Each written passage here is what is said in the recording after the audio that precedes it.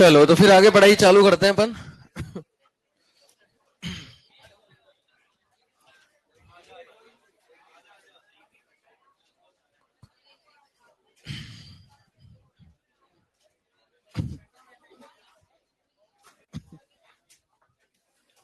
Class late छूटी थी क्या इससे पहले? निकालो कॉपी निकालो। तो अपन पढ़ रहे थे क्या क्या पढ़ रहे थे? अच्छा, सेल्फ एनर्जी और अच्छा अच्छा अच्छा, ये समझ में है सेल्फ और इंटरेक्शन।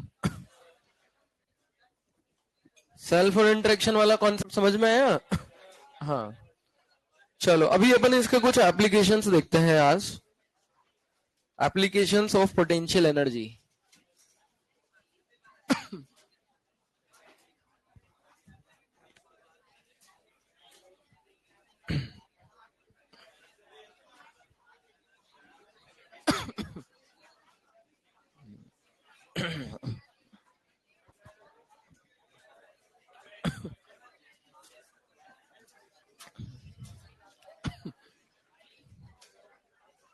देखो बच्चों, इसका एप्लीकेशन मेनली होता है कंजर्वेशन ऑफ मैकेनिकल एनर्जी में।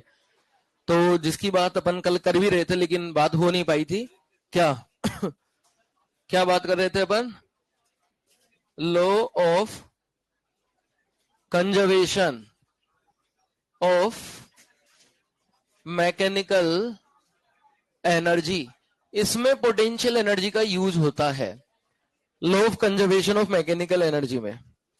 अब लॉ क्या है पहले तो उसको अपन देख लेते हैं, एक बार रिवाइज कर लेते हैं, उसके बाद फिर हम इसको कुछ प्रॉब्लम्स के थ्रू देखेंगे।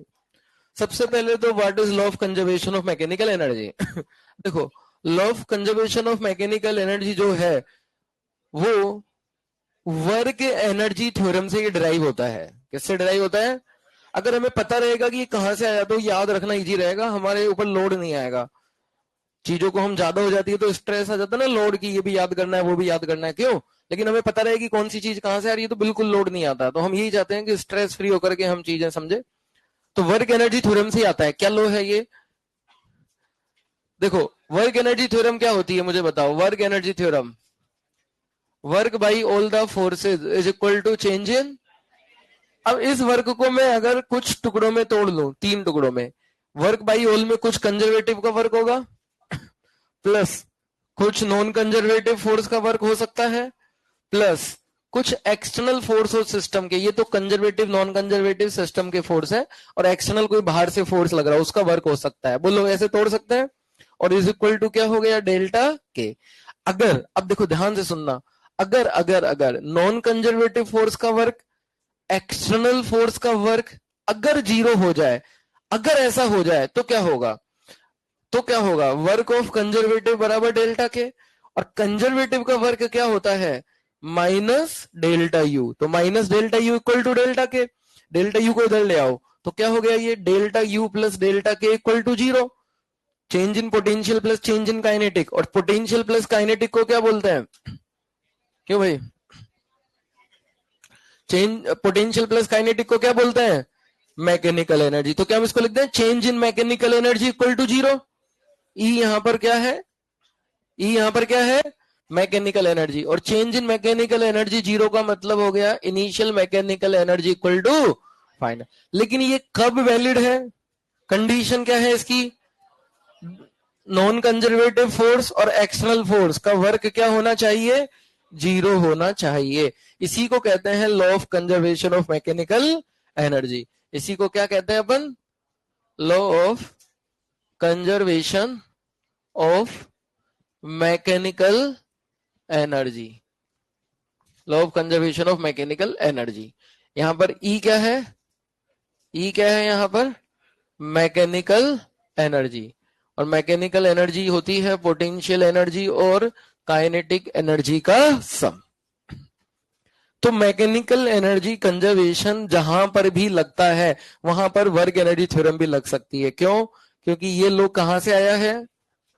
मतलब एक तरह से कह सकते हो कि ये जो law of conservation of mechanical energy है, ये वर्क एनर्जी थ्योरम का ही वो है, उसी का ये पुत्र है, मतलब ऐसे मान लो।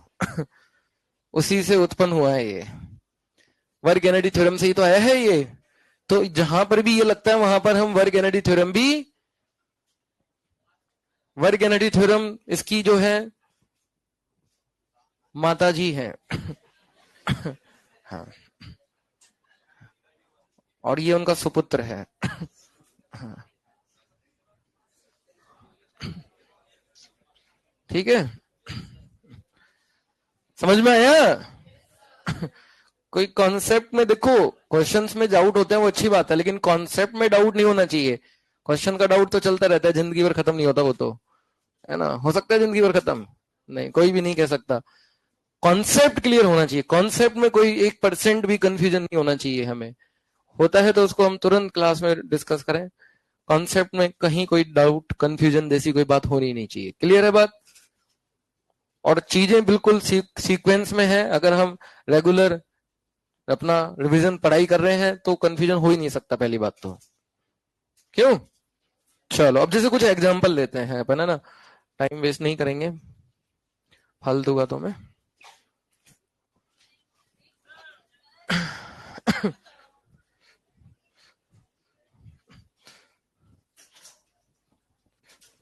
लिख लो इसको। क्या था ना, बॉर्नविटा पी के आया करो तुम। बोतल में लेके आया करो।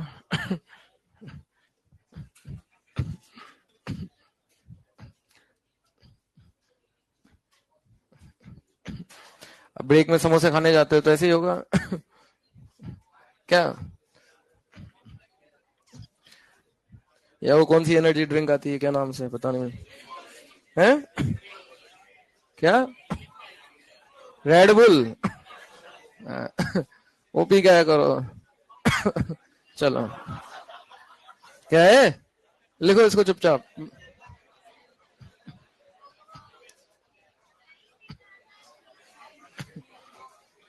अरे क्या हो गया ये?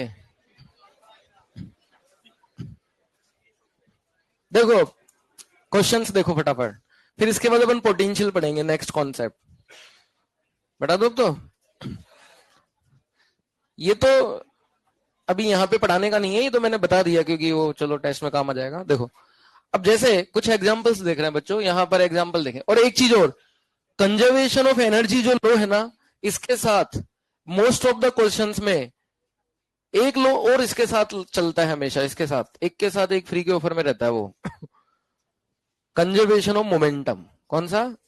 Law of conservation of. उसकी क्या कंडीशन है कि कहीं भी चिपका देंगे उसको? नहीं, उसकी कंडीशन है सिस्टम पर नेट एक्सटर्नल फोर्स 0 होना चाहिए। सिस्टम मतलब जो भी हम चूज करें, अपनी चॉइस होती है सिस्टम लेना, तो यस और नो। जैसे कल मैंने सेल्फ और इंटरेक्शन का कॉन्सेप्ट बताया कि सेल्फ हमने कोई भी एक सिस्टम चूज कर लिया, हमारी चॉइस है कि हम किसे सिस्टम मान रहे हैं। मेरे पास 100 पार्टिकल है, मैं 2 कोई सिस्टम मानू, मेरी इच्छा। क्यों भाई? तो जो हमारा एक सिस्टम है उसका जो इंटरनल पेयर है वो सेल्फ होता है, ऐसे दूसरे सिस्टम का इंटरनल पेयर वो उसका सेल्फ हो गया। तो एक सिस्टम का दूसरे सिस्टम के साथ जो पेयर बनेगा वो क्या हो जाएगा?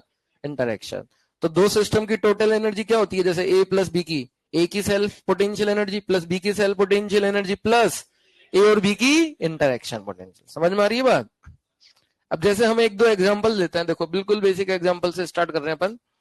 एक हमारे पास पार्टिकल है Q जो कि फिक्स है, और एक दूसरा पार्टिकल है M मास का, और ये भी Q चार्ज का ही है। और इसको जो है इन्फिनिटी से कुछ स्पीड v नॉट दे करके प्रोजेक्ट किया गया है Q की तरफ। Neglect all other forces except electrostatic, gravity, friction, normal tension, कुछ नहीं, सिर्फ इलेक्ट्रोस्टैटिक। हॉरिजॉन्टल सरफेस पे, ऐसे वर्टिकल में नहीं है, सोचो नीचे गिर जाएगा, है ना? हॉरिजॉन्टल पे है।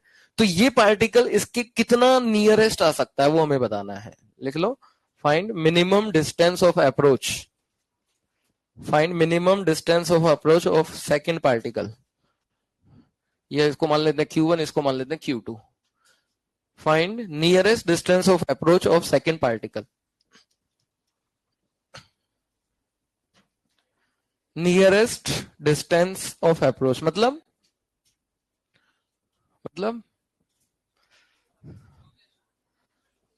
है कितना उसके नियर आ सकता है वो, मिनिमम डिस्टेंस मतलब दोनों के बीच की मिनिमम डिस्टेंस। अब बच्चों मिनिमम डिस्टेंस कैसे निकालेंगे? देखो एक तरीका तो ये होता है कि हम पहले फोर्स लिखे, इन पे फोर्स से एक्सेलरेशन, अब पास आएगा जैसे जैसे, तो इसकी स्पीड बढ़ेगी कि कम होगी? कम होगी, क्योंकि ये भी पॉजिटिव चार्ज, ये भी, तो रिपेल करेगा, तो स्पीड कम होते होते फाइनली स्पीड क्या हो जाएगी? जीरो। तो कब होगी मिनिमम डिस्टेंस? बताओ मुझे, मिनिमम डिस्टेंस दोनों के बीच में कब होगी? बताओ। जब वेलोसिटी ऑफ सेकंड पार्टिकल क्या हो जाए? जीरो हो जाए। बोलो यस और नो। अब एक तरीका तो ये है कि फोर्स लिखो, फोर्स तो मास से डिवाइड करके एक्सेलरेशन लिखो, बट वो वेरिएबल होगा एक्सेलरेशन, क्योंकि फोर्स वेरिएबल है। फिर उसको इंटीग्रेट करके वी आएगी, फिर वी को जीरो करो, फिर उसका वो निकालो टाइम, फिर वी को D R by D T से डिस्टेंस निकालो, टाइम को उसमें पुट करो, फिर डिस्टेंस आएगी। कम से कम ये आधे घंटे का सवाल तो बन ही जाएगा। खैर, हम इसको बहुत ही आसानी से कर सकते हैं। कैसे? कंजर्वेशन ऑफ मैकेनिकल, क्या यहां पर कोई एक्सटर्नल फोर्स का वर्क हो रहा है? अच्छा, क्या यहां पर एक्सटर्नल फोर्स लग रहा है? अगर मैं दोनों Q1 Q2 को सिस्टम मान लू, लग रहा है भाई, ये फिक्स किया है, तो फिक्स ऐसे ही हो जाएगा। कोई पकड़ के बैठा होगा ना यहाँ पे एक्सटर्नल फोर्स लगा के, या इसको कुछ ठोक ठाक के यहाँ पर चिपका दिया किसी से, या कुछ भी किया, तो फिक्स करने के लिए एक्सटर्नल फोर्स लगेगा कि नहीं लगेगा? बिना एक्सटर्नल फोर्स के ये फिक्स रह सकता है? अगर इसको छोड़ दें खुला, तो ये जब पास आएगा Q2 Q1 के, तो Q1 दूर नहीं भाग जाएगा? तो इसका मतलब क्या एक्सटर्नल फोर्स लग रहा होगा? तो अगर दोनों को सिस्टम मान ले तो सिस्टम पर यस। लेकिन वो बस चुपचाप इसको यहां रख के बैठा है, फोर्स डिस्प्लेसमेंट हो रहा है क्या उस फोर्स का? तो क्या एक्सटर्नल फोर्स का वर्क हो रहा है? नहीं। कोई फ्रिक्शन वगैरह नहीं। नॉन कंजर्वेटिव का वर्क भी नहीं है, जीरो है। एक्सटर्नल का वर्क भी जीरो है। तो क्या लगा सकते हैं law of conservation of mechanical energy? बिल्कुल लगा सकते हैं। तो लगा दूं? क्या है law of conservation of mechanical energy?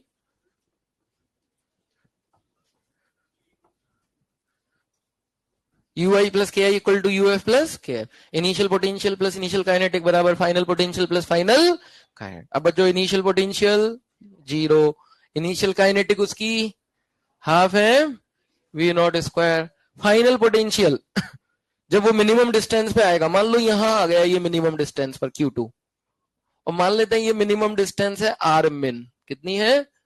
तो फाइनल स्पीड क्या हो जाएगी इसकी? जीरो। तो फाइनल पोटेंशियल क्या होगी? के Q1 Q2 बाई आर मिन, और के फाइनल की value zero. R min is equal to 2K Q1 Q2 upon m v not square. यही इसका आंसर है। देखो, आज और कल की जो क्लासेज होने वाली है, जो टेस्ट में एक्चुअली क्या है कि इस बार पेपर, जैसे मैंने आपको बताया, पहले ही बन जाता है ना? जो पहले वाले जो चैप्टर्स हो चुके हैं उनके क्वेश्चन टफ आएंगे। ये जो है लास्ट टॉपिक, इनके क्वेश्चन बहुत इजी इजी आएंगे। लास्ट टॉपिक्स के इजी दिए जाते हैं, बहुत इजी। जो क्लास में पढ़ा रहे हैं, अगली बार से हम पेपर को थोड़ा सा वो कर देंगे कम, लेकिन इस बार ये जो पढ़ा रहे हैं आज और कल में, इसमें से भी क्वेश्चन आएंगे, और इजी आएंगे जो क्लास में पढ़ा रहे हैं, बस उस लेवल के। तो इसलिए क्लास में ढंग से समझ लेना चीजों को, कोई चिंता की बात नहीं है। ठीक है? ठीक है ना? इजी बोला है मैंने, ऐसे नहीं बोला कि पेपर में आएंगे वो क्लास में बताएंगे। ऐसा मत सोचना।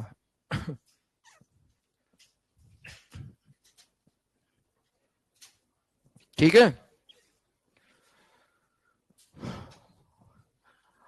अगला क्वेश्चन लिखेंगे, इसको लिख करके।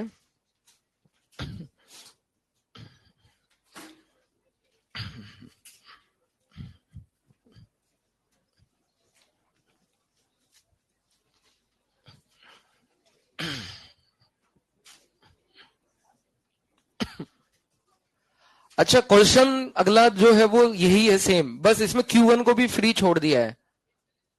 तब क्या आंसर होगा? लिखो next question. In above question, if Q1 is also free to move, in above question, if Q1 is also free to move, then find minimum distance between them. hmm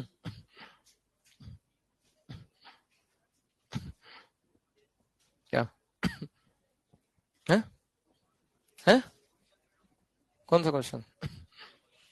कि कुछ और? क्या देखा ना?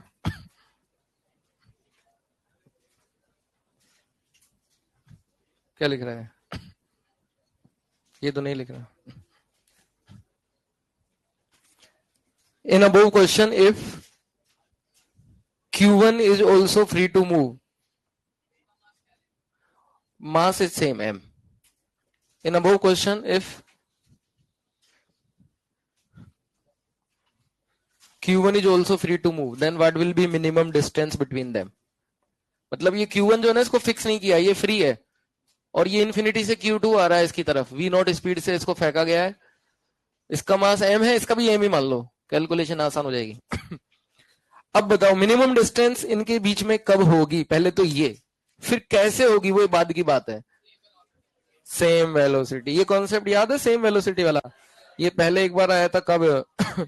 ऐसे जब मैं वहां पे बताया था विस्तार से, दो पार्टिकल के बीच की डिस्टेंस मिनिमम या मैक्सिमम तब होती है जब उनकी वेलोसिटी क्या हो जाए? Same.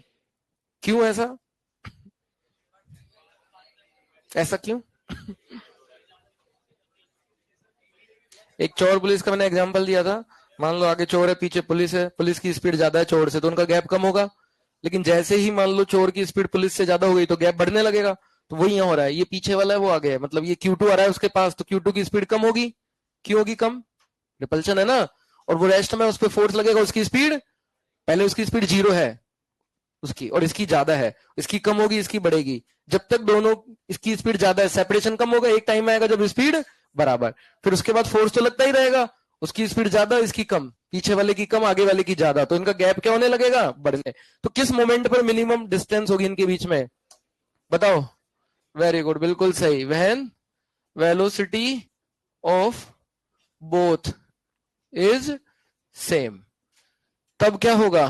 Separation will be minimum, या distance will be minimum, distance will be minimum जब वेलोसिटी सेम है। अब क्या करें सॉल्व करने के लिए? चलो ये बात तो पता चल गई कब होगी, अब इसको यूज मतलब कैसे क्या लगाएं, ये बात तो समझ में आ गई कि दोनों की स्पीड सेम होगी, कॉमन वी सी मतलब कॉमन, तब इनका सेपरेशन बच्चों मिनिमम होगा, ये आर मिनिमम। अब दो वेरिएबल हो गए मेरे पास लेकिन तो सबसे पहले तो क्या लगाएंगे? Energy conservation. क्या लगाएंगे? Mechanical energy conservation. तो एनर्जी कंजर्वेशन की इक्वेशन क्या होगी? U initial 0, K initial half, m v not square, U final K Q1 Q2 by r min plus plus K final K final half m v common का square. अच्छा दोनों के पास है लेकिन into 2 कर दू, बोलो ये समझ में आया? इंटू 2, क्योंकि दोनों की काइनेटिक एनर्जी लिखेंगे ना, सिस्टम की लिखेंगे तो सिस्टम में दोनों की काइनेटिक लिखेंगे, यस और नो? लेकिन दो वेरिएबल फंस गए, आरमिन और वीसी। पहले वाले में तो क्वेश्चन में एक ही था, वी आरमिन आ गया था तुरंत, जब तक ये वीसी नहीं पता चलेगा आरमिन नहीं आएगा, क्योंकि कॉमन वेलोसिटी थोड़ी क्वेश्चन में गिवन है। अब ये कहां से आएगा? यस, कहां से आएगा? यस यस, मोम कंजर्वेशन। बोलो इनिशियल मोम इक्वल टू, बोलो इनिशियल एम वी नॉट, और फाइनल फाइनल एमवीसी मतलब समझ में आया? 2 MVC कितना आ गया? वीसी वी नॉट बाई 2, इसे पुट कर दे इसमें इक्वेशन 1 में। हाँ, तो इक्वेशन 1 में इसे पुट करने पर क्या मिलेगा अपने को? Half m v not square is equal to K Q1 Q2 plus, ये देखो 2 से 2 कट जा रहा है, वीसी का स्क्वायर स्क्वायर बाई 4, तो ये आ गया अपना इधर जा करके m v not square by 4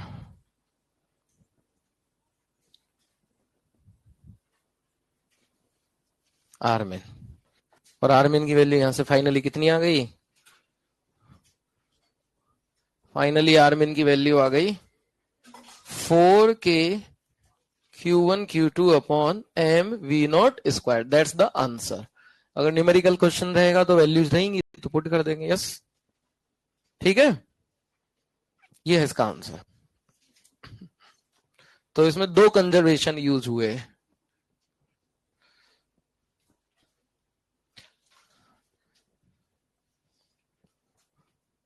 ठीक है ना? तो ये अपने को पहले से ही पता होना चाहिए कि एनर्जी कंजर्वेशन में अगर कोई चीज और एक्स्ट्रा चाहिए मेरे को, तो एनर्जी कंजर्वेशन के साथ साथ मोमेंटम कंजर्वेशन भी लगाना पड़ता है इस तरह के क्वेश्चंस में। ठीक, अरे ठीक है ना।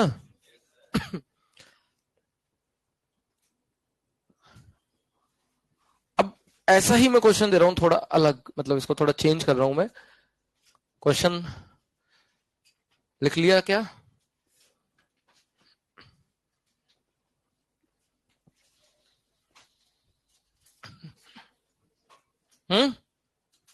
क्या?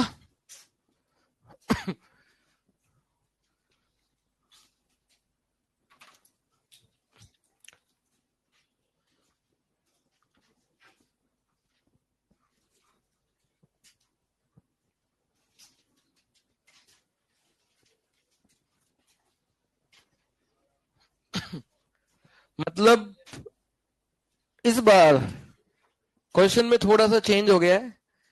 Q2 है तो इन्फिनिटी पर ही, लेकिन दोनों को ज्वाइन करने वाली लाइन के लॉन्ग वेलोसिटी नहीं दी है। दोनों को ज्वाइन करने वाली लाइन तो ऐसे होगी ना, ये ऐसे डायग्राम में जैसा कि देख सकते हैं, इस प्रकार से वेलोसिटी दी गई है, थोड़ा सा अलग हटके। तो इस बार मिनिमम डिस्टेंस क्या होगी? और Q1 फिक्स है। Q1 फिक्स है। तो क्वेश्चन लिख लो अगला वाला, find minimum distance between particles. But इस प्रकार से वेलोसिटी दी गई है जैसा कि डायग्राम में दिख रहा है। अब इस वाले क्वेश्चन में पहले तो यही समझना पड़ेगा कि मिनिमम डिस्टेंस होगी कब, क्योंकि इस बार जो Q2 है वो किस पाथ पे चलेगा। जैसे पिछले में तो वो पास आ रहा था स्ट्रेट लाइन पे, क्या इस बार भी इसका पाथ स्ट्रेट लाइन होगा? ग्रेविटी वगैरह नहीं है, वेलोसिटी इनको मिलाने वाली लाइन के लॉन्ग नहीं है, थोड़ा सा अलग हट गया है इस प्रकार। इस बार पाथ जो होगा वो कैसा होगा, पहले तो ये सोचो, सर्कुलर की कुछ अलग की कुछ, मतलब स्ट्रेट लाइन होगा कि कर्व होगा? पहली बात तो ये स्ट्रेट लाइन होगा। क्यों? क्यों? क्योंकि फोर्स स्ट्रेट लाइन पाथ कब होता है? जब फोर्स और वेलोसिटी एक ही लाइन के लॉन्ग हो। जैसे पार्टिकल की वेलोसिटी एक्स में है तो फोर्स भी एक्स में हो। फोर्स अगर किसी डायरेक्शन में हो गया, जैसे कोई पार्टिकल चल रहा है एक्स में, फोर्स किसी भी डायरेक्शन में लग गया तो वो उधर मुड़ने लगता है उस तरफ। जैसे प्रोजेक्टाइल होता है ऐसे फेंकते हैं, फोर्स नीचे लगता है तो नीचे की तरफ मुड़ने लगता है ना। अरे हाँ या ना? मतलब ये तो पक्की बात है, कर्व पाथ होगा, यस और नो? अब कर्व पाथ किधर होगा? Q1 की तरफ मुड़ेगा कि Q1 से दूर की तरफ मुड़ेगा? Q1 की तरफ। अट्रैक्ट कर रहा है Q1 उसको कि रिपेल कर रहा है? तो वो ऐसे चलता रहेगा क्या स्ट्रेट लाइन में? नहीं। तो क्या लगता है वो चलते चलते ऐसे दूर जाएगा क्या? यस, कुछ कुछ ऐसा ही थोड़ा फील आ रहा है कि दूर जाएगा। अरे हाँ या ना? चलो इतना हमने समझ लिया, बहुत बड़ी बात है। अब क्या करें मिनिमम डिस्टेंस के लिए? कब होगी मिनिमम डिस्टेंस? अब ये और समझना, पता चल जाए तो मजा आ जाए। बताओ किस पोजीशन पर कब होगी मिनिमम डिस्टेंस?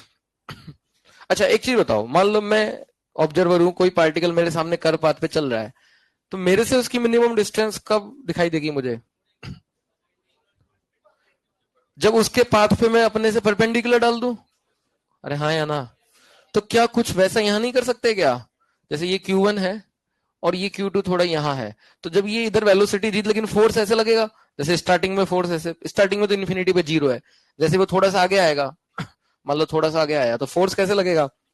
ऐसे लगेगा, लाइक दिस, मिलाने वाली लाइन। मान लो ये यहां गया तो फोर्स ऐसे लगेगा, बोलो यस और नो?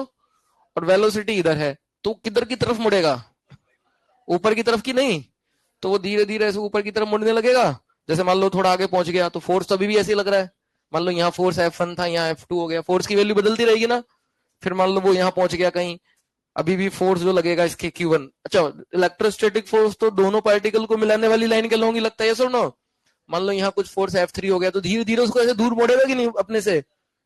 Q1 अपने से दूर दूर की तरफ मोड़ेगा ना, यस और नो? चलो बहुत अच्छे। अब ये बताओ कि इस पाथ में मिनिमम डिस्टेंस कब होगी इसकी?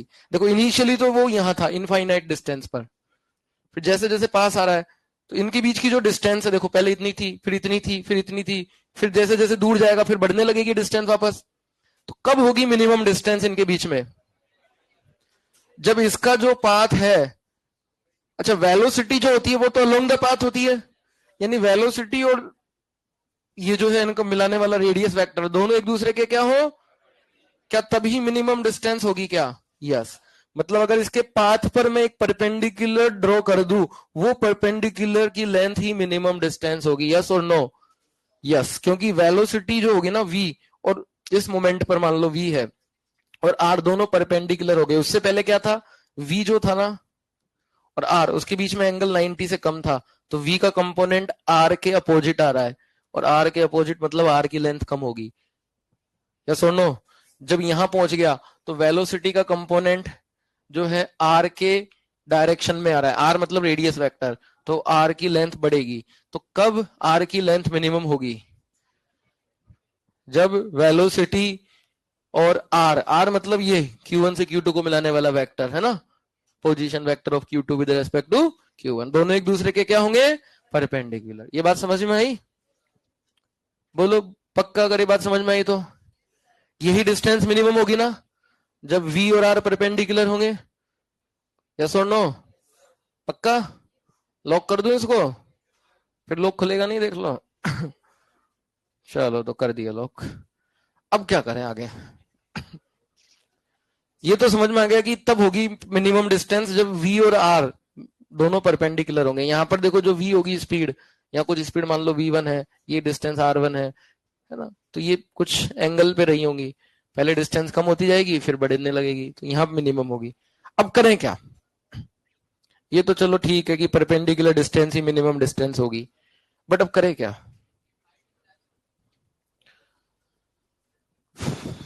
क्या करें? अरे भाई एनर्जी कंजर्वेशन का टॉपिक चल रहा है तो वही करेंगे ना, क्या सोच रहे हो इतनी देर से? यू इनिशियल प्लस के इनिशियल बराबर यू फाइनल प्लस, अब यू इनिशियल की वैल्यू बोलो, वो इन्फिनिटी पे ही है, वो थोड़ा सा ऊपर है बट है तो इन्फिनिटी पर ही ना, तो यू इनिशियल की वैल्यू 0, के इनिशियल की value you final. Final potential energy क्या होगी इस सिस्टम की, Q2 जब यहां होगा इस समय और Q1 यहां है, तो फाइनल पोटेंशियल एनर्जी के Q1 Q2 बाई आर मिन, और के फाइनल की वैल्यू, के फाइनल की value half m v square. बिल्कुल, ये जो पार्टिकल है इसकी स्पीड जो है v है, यहां पर मैंने मान ली, वहां v नोट थी स्टार्टिंग में, यहाँ v मान ली मैंने, तो ये हो गए हाफ एम वी स्क्वायर। लेकिन अभी मेरे पास वेरिएबल दो आ गए वापस से, आर मिन और v। जब तक एक पता नहीं चलेगा v तब तक आर मिन नहीं मिलेगा। दूसरा कौन सा कंजर्वेशन लगे? नहीं, इस बार मोम गुस्से में, वो नहीं। वो नहीं चलेगा। क्यों नहीं चलेगा बताओ? मोमेंटम कंजर्वेशन क्यों नहीं चलेगा इस बार? क्योंकि इसको फिक्स जब करके रखा गया है, तो एक्सटर्नल फोर्स के बिना ये कोई फिक्स हो सकता है क्या? तो इसका मतलब Q1 Q2 को सिस्टम मान ले तो इस पर एक्सटर्नल फोर्स लग रहा है, और एक्सटर्नल फोर्स लग रहा है तो मोमेंटम कंजर्वेशन नहीं होगा। यस, कर पाथ है तो उसमें थोड़ा सा सोच लिया करो कि मोमेंटम नहीं लगा तो एंगुलर मोमेंटम लग सकता है। वो कब कर लगता है एंगुलर मोमेंटम, उसकी क्या कंडीशन होती है, कोई बताएगा? Net torque 0। तो क्या, किस पर नेट टॉर्क 0 है और किस पॉइंट के अबाउट 0 है? Q2 पर नेट टॉर्क 0 है हर मोमेंट पर, और Q1 के अबाउट 0 है, हाँ या ना? क्योंकि Q2 पर बच्चों जो भी फोर्स लग रहा है देखो, वो हमेशा किससे पास हो रहा है? Q1 से। तो हमेशा ही फोर्स Q1 से पास हो रहा है, तो Q1 पॉइंट के अबाउट क्या इस Q2 पर टॉर्क हर मोमेंट पर 0 है क्या? बिल्कुल है। क्या है? Net torque on Q2। यहां सिस्टम नहीं ले रहा हूं मैं दोनों को, मैं सिर्फ Q2 की बात कर रहा हूं। Q2 ही मेरा सिस्टम है, Q2 ही मेरा सिस्टम है क्या? हाँ, net torque on Q2 is 0 about, about किस पॉइंट? Q1। और जिसके अबाउट टॉर्क 0 होता है उसी के अबाउट एंगुलर मोमेंटम कंजर्व होता है, ये इसकी खास बात है। तो एंगुलर मोमेंटम कंजर्वेशन तो होगा, लेकिन किस पॉइंट के अबाउट? अबाउट पॉइंट जहां पर Q1 रखा है। यस और नो? अच्छा ठीक है, तो एंगुलर मोमेंटम लिखते कैसे हैं? एल वेक्टर होता है ना एंगुलर मोमेंटम, क्या होता है एल का फॉर्मूला? आई ओमेगा तो होता है जब ओमेगा पता हो, मैं ओमेगा तो नहीं पता ना, वो बताओ पार्टिकल के लिए। M v r, r square m v, लेकिन इसमें वी होता है परपेंडिकुलर टू आर, या फिर और एम वी आर, दोनों ही हैं। अरे हाँ या ना, तो ये लगाएंगे अपन, ठीक है ना। कोई बात नहीं, जिसको नहीं आता वो घबराओ मत, है ना, वैसे भी बहुत सारी चीजें 11th की नहीं आती होंगी, क्यों। धीरे धीरे देख करके थोड़ा तो सीख ही जाएंगे। क्या ही कर सकते हैं और बताओ, इससे ज्यादा मैं और क्या मदद कर सकता हूँ।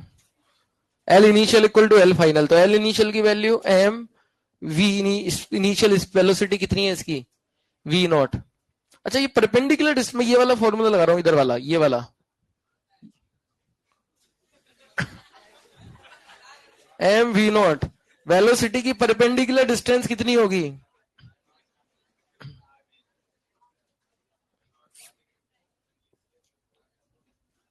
थोड़ी देर में पता नहीं चलेगा फिर हमें कि कहाँ गया ये बच्चा। बोलना मतलब, एम वेलोसिटी, और वेलोसिटी की परपेंडिकुलर डिस्टेंस क्या होगी इनिशियली, ये यहां से Q1 से परपेंडिकुलर डिस्टेंस ए ही होगी। कैसे हुई ए, देखो जिस भी वेक्टर की परपेंडिकुलर डिस्टेंस चाहिए उस वेक्टर को बड़ा कर दो, जितना भी वेक्टर को, तो उसके पैरेलल कहीं भी आगे पीछे कर सकते हैं ना, इसको थोड़ा आगे की तरफ बढ़ाते जाओ और इस पे परपेंडिकुलर ड्रॉ कर दो, यही परपेंडिकुलर डिस्टेंस है, और ये किसके बराबर है, ए, तो ए हो गई। एल फाइनल, एम फाइनल, यहां पर इस पॉइंट पर स्पीड कितनी है यहाँ पर v, और परपेंडिकुलर डिस्टेंस, ये तो ऑलरेडी परपेंडिकुलर है v, तो कितना, इसमें m से m कट गया, इक्वेशन नंबर 2। और बच्चों इक्वेशन 2 से हम v की वैल्यू उठाएंगे और किस में रखेंगे, 1 में, और क्वाड्रेटिक बनेगी। देखो ये आर्मिन का स्क्वायर है ना, अभी मैं इसको छोड़ रहा हूं, न्यूमेरिकल होगा तो वैल्यू क्वाड्रेटिक सोल्व कर लेते ना अपन। क्वाड्रेटिक का फॉर्मूला कौन सा, श्री धराचार्य वाला है ना, वो तो न्यूमेरिकल में सोल्व करना है, अभी तो बस क्वेश्चन सोल्व हो गया है। मैं इसको यहाँ पुट कर देता हूँ, 2 इक्वेशन 2 वेरिएबल, ठीक है, नोट कर लो। करो।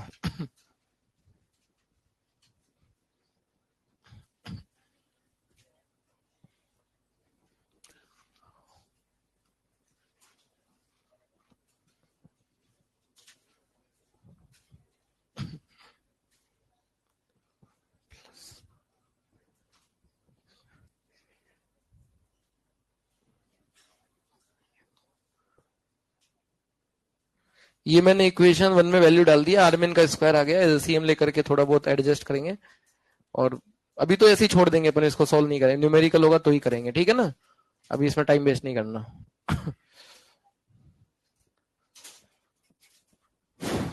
तो ये अपनी फाइनल आंसर वाली है, इसको सोल्व करके वी आर्मिन आ जाएगा।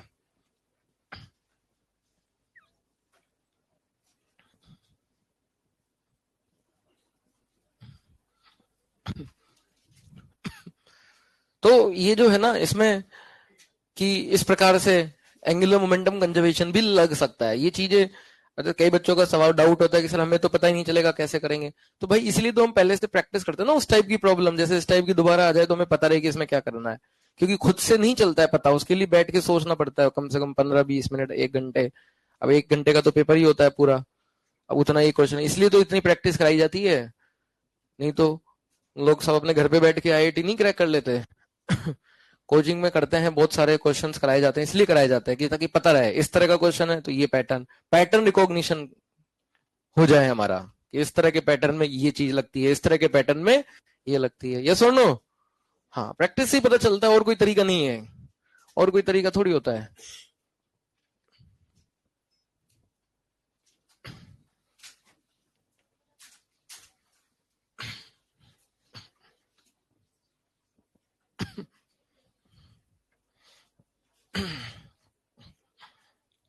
हाँ बोलो।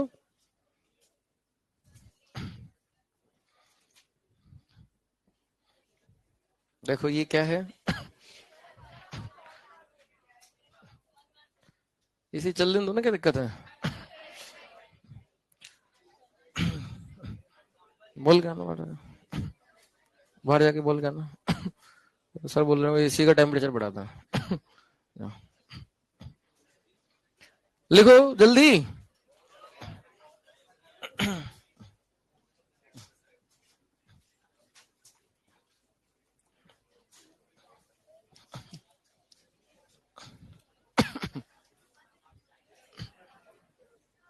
हो गया ना?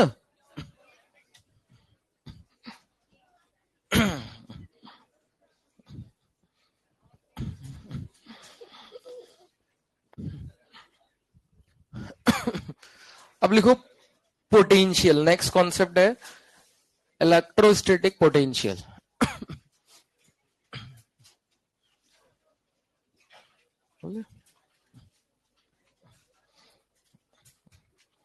इलेक्ट्रोस्टैटिक पोटेंशियल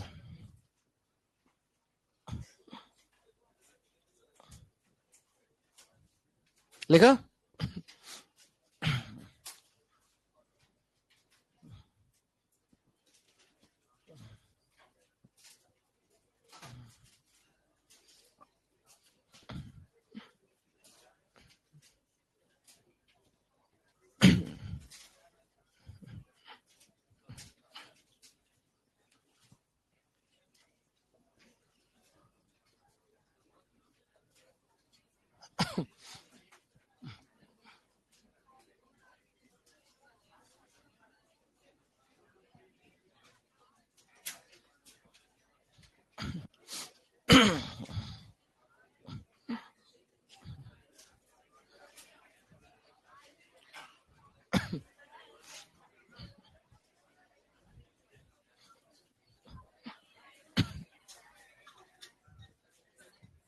देखो पोटेंशियल क्या होता है? पोटेंशियल, देखो लिखो, पहले फिर बताता हूं। Potential is related to potential energy. देखो, potential is related to potential energy in the same way as potential is related to potential energy in same way as electric field is related to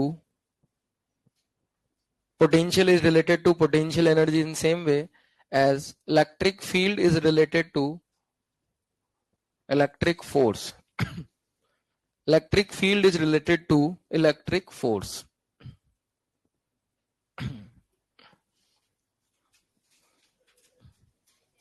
electric field is related to electric force. मतलब कैसे related होता है electric field electric force से? E vector is equal to force per unit test positive test charge. और electric field जो होता है वो तब भी होता है किसी पॉइंट पर जब वहां दूसरा टेस्ट चार्ज ना रखा हो। टेस्ट चार्ज तो सिर्फ किस काम आता है? फील्ड को टेस्ट करने में। कोई पार्टिकल है उसके कारण किसी पॉइंट पर फील्ड तब भी होगा ना जब वहां दूसरा वहां पे टेस्ट चार्ज ना हो। अरे हाँ या ना? उसी प्रकार पोटेंशियल जो होता है ना वो डिफाइन होता है potential energy per unit positive test charge.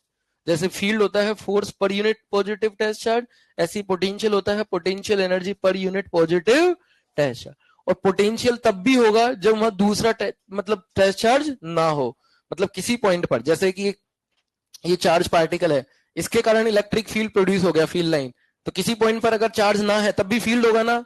तो उसी प्रकार किसी पॉइंट पर अगर टेस्ट चार्ज नहीं है तब भी वहां पोटेंशियल तो होगा। तो पोटेंशियल कुछ नहीं है। देखो, पोटेंशियल को विजुलाइज करना थोड़ा सा मुश्किल होगा, मतलब इसमें है नहीं विजुलाइजेशन। फील्ड में तो फिर भी चलो फील्ड लाइन है, इसमें कोई कॉन्सेप्ट नहीं होता विजुलाइजेशन। पोटेंशियल का मतलब सिंपली एनर्जी है पर यूनिट चार्ज की, बस। क्या है पोटेंशियल का मतलब? एनर्जी। क्या है? Energy per unit test charge. तो लिख लो ये पोटेंशियल का फॉर्मूला है। पोटेंशियल इज, लिख लो next. So potential is defined as potential energy per unit positive test charge. So potential is defined as potential energy per unit positive test charge. ये scalar है। Energy vector होती है नहीं होती ना? देखो यहाँ वेक्टर नहीं लगाया ना। हाँ, तो पोटेंशियल इज स्केलर।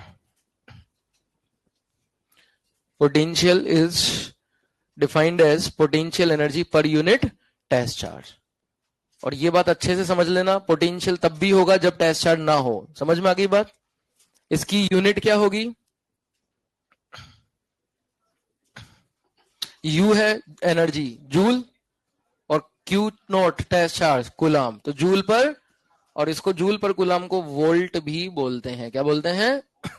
वोल्ट। तो लिख लो जूल पर कूलाम या फिर volt.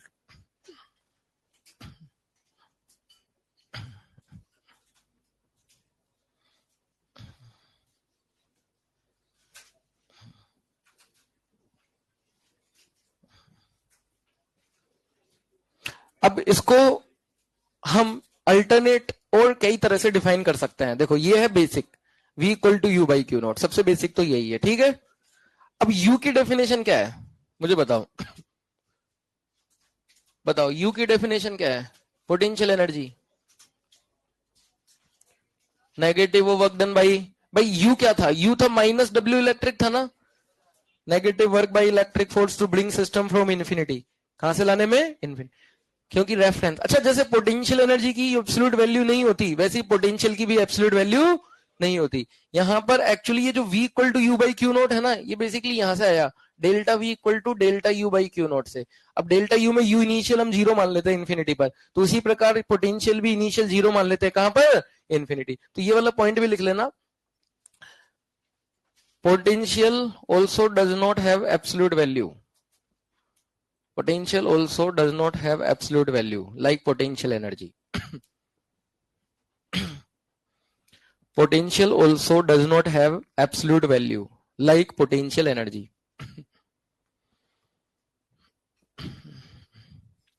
potential also does not have absolute value like potential energy।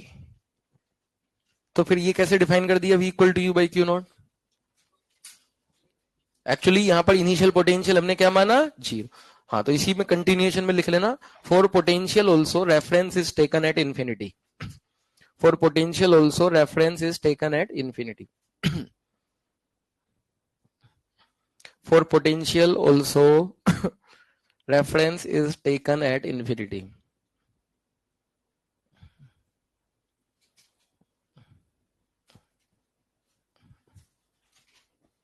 Potential also reference is taken at infinity, और इंफिनिटी पर वैल्यू क्या मानते हैं?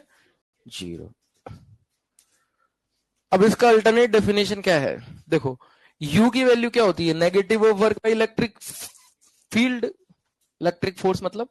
तो V क्या हो जाएगा? V होता है U बाई क्यू नॉट, है ना, और U की वैल्यू क्या है? Minus WE। तो मतलब V को हम बोल सकते हैं वही सेम, मतलब अगर Q नॉट 1 हो जाए सपोज, तो V किसके इक्वल हो गया?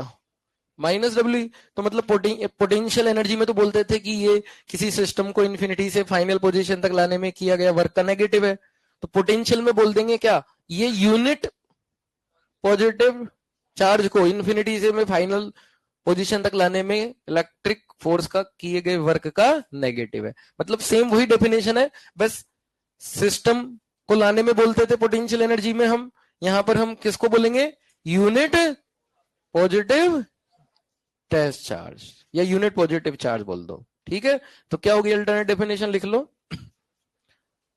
Potential at a point, potential at a point can be defined as negative of potential at a point can be defined as negative of work done by electric force, negative of potential at a point can be defined as negative of work by electric force to bring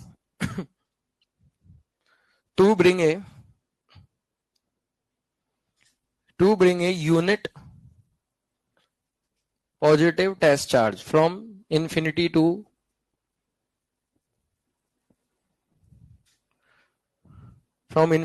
that point, to bring a unit positive test charge from infinity to that point, from infinity to that point। मतलब जिस point पर हम potential define कर रहे हैं वहां पर infinity से यूनिट पॉजिटिव चार्ज को लाने में जो वर्क है उसका नेगेटिव ही क्या हो जाएगा? अच्छा, एक तीसरी डेफिनेशन और बना सकते हैं जो मैंने इसमें बताई थी अल्टरनेट, ये माइनस W इलेक्ट्रिक को अपन W एक्सटर्नल भी लिख सकते हैं, बशर्ते delta K equal to zero. तो वो यहां पर भी यूज कर सकते हैं। क्लियर है बात? चलो अब अपन देखते हैं potential due to single particle. जैसे हमने इलेक्ट्रिक फील्ड में पढ़ा था, electric field due to single particle Q by R square आया था ना। फिर मल्टीपल पार्टिकल का उसमें सबका सम किया। लेकिन पोटेंशियल में अच्छी बात है, यह बहुत इजी काम है, यह वेक्टर नहीं है, तो सम जो करना है वो कौन सा सम करना है? नॉर्मल सम, स्केलर, उसमें कोई कंपोनेंट का कोई चक्कर नहीं है।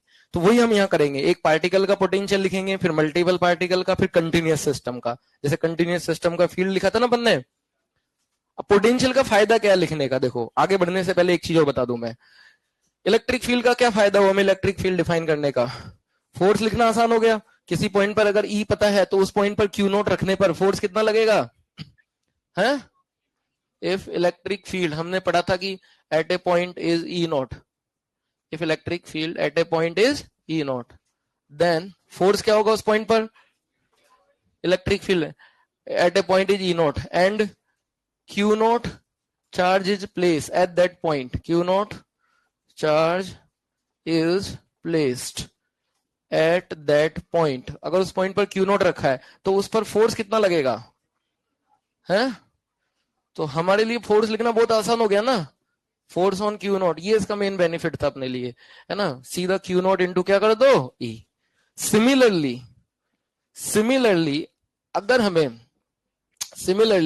किसी पॉइंट पर पोटेंशियल V है, क्या है? If potential at a point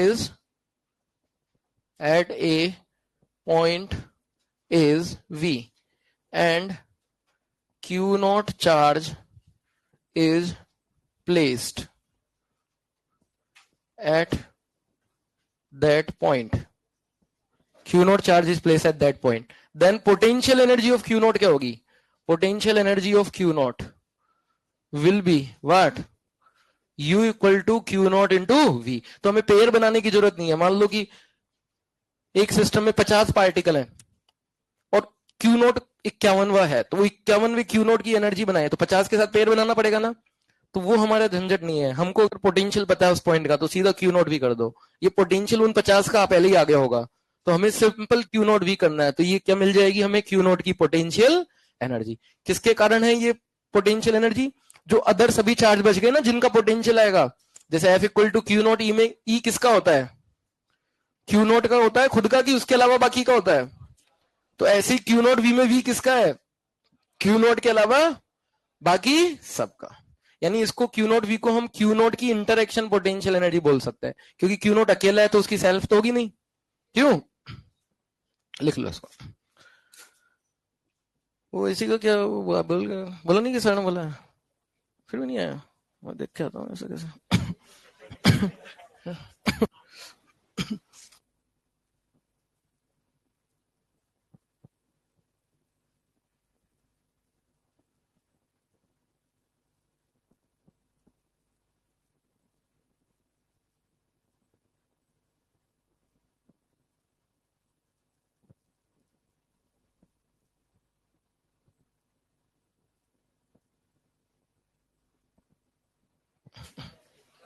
करवा दियो कंप्यूटर से, उधर से हो गया ना। क्या हो गया? यहां से लॉक कर रखा है ना वो बच्चे छेड़छाड़ करना। अब थोड़ी लग रही है ठंड, अब कहाँ है? 40 डिग्री टेम्परेचर हो रहा है बाहर। लिख लो इसको जल्दी से। तो ये वाला कॉन्सेप्ट अच्छे से समझ लेना भाई। Q नोट V जब लिखेंगे ना तो V किसके कारण है? Q नोट के अलावा बाकी सब। तो ये Q नोट V को Q नोट की कौन सी पोटेंशियल एनर्जी बोलेंगे? सेल्फ की इंटरेक्शन? इंटरेक्शन। सेल्फ थोड़ी होगी खुद की खुद से। यस और नो? तो Q note V is like interaction potential energy of Q note with all other, जो भी बच गया ऑल अदर। क्लियर? चलो बहुत अच्छे। अब लिखो potential due to a single charge particle.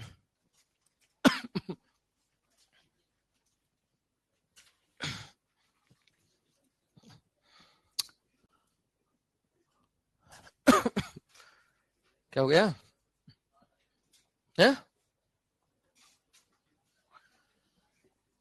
Potential due to a charge particle देखो ध्यान से समझना, potential due to a charge particle. जैसे अपने पास एक चार्ज पार्टिकल है Q और मुझे R डिस्टेंस पर कोई पॉइंट है P, यहां पर पोटेंशियल चाहिए। देखो पोटेंशियल चाहिए मुझे, पोटेंशियल चाहिए एट पॉइंट P। पोटेंशियल का मतलब क्या है? अब देखो बार बार पोटेंशियल वर्ड यूज होगा, क्या होगा सर पोटेंशियल क्या है ना, थोड़ा विजुलाइज नहीं हो रहा भाई, ये विजुलाइज करना भी नहीं है, ठीक है ना, हर चीज नहीं होती विजुलाइज, पहले बता दूंगा। ये एनर्जी है सिंपली, पोटेंशियल क्या है? एनर्जी पर यूनिट चार्ज की। किसकी? तो P पॉइंट पर पोटेंशियल क्या होगा? अगर यहां पर यूनिट चार्ज रखें तो उसकी एनर्जी क्या होगी? मतलब तो पहली बात तो पोटेंशियल तब भी होगा जब यहां P पर कोई दूसरा पार्टिकल ना हो। जैसे यहां कोई पार्टिकल नहीं है तो क्या इलेक्ट्रिक फील्ड होगा? वैसे ही पोटेंशियल भी होगा। अब कितना होगा P पॉइंट पर पोटेंशियल? तो अब उसको पता करने के लिए, उसको चेक करने, टेस्ट करने के लिए टेस्ट चार्ज रख देंगे। क्या रख देंगे? चार्ज। चलो हमने यहां क्या रख दिया P पॉइंट पर?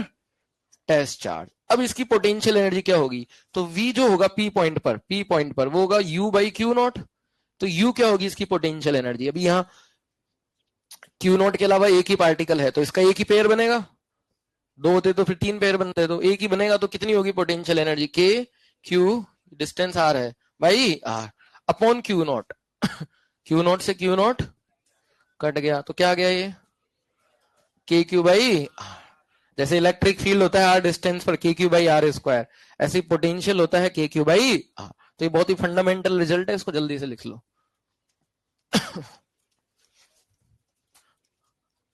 क्या लिखोगे? पोटेंशियल किसी पॉइंट P पर हो गया K Q by R, P point पर है ना, V।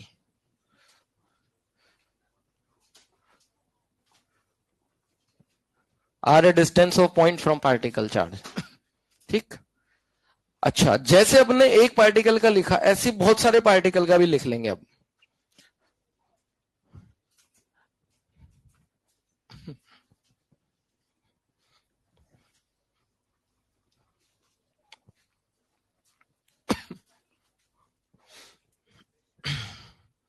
अब इसमें कोई वेक्टर नहीं है कि डायरेक्शन, जैसे इलेक्ट्रिक फील्ड में तो बोले कि डायरेक्शन रेडियली आउटवर्ड इनवर्ड, इसमें ऐसा कुछ नहीं है, इसमें बस एनर्जी है ये। बस इसलिए इसका वैल्यू होती है बस। अच्छा, इसमें जो Q है ना वो विद साइन होगा। देखो एक चीज बहुत ही ध्यान से समझ लेना, पहली और आखिरी बार, स्केलर जो होते हैं ना उनमें साइन बहुत ज्यादा इंपॉर्टेंट है।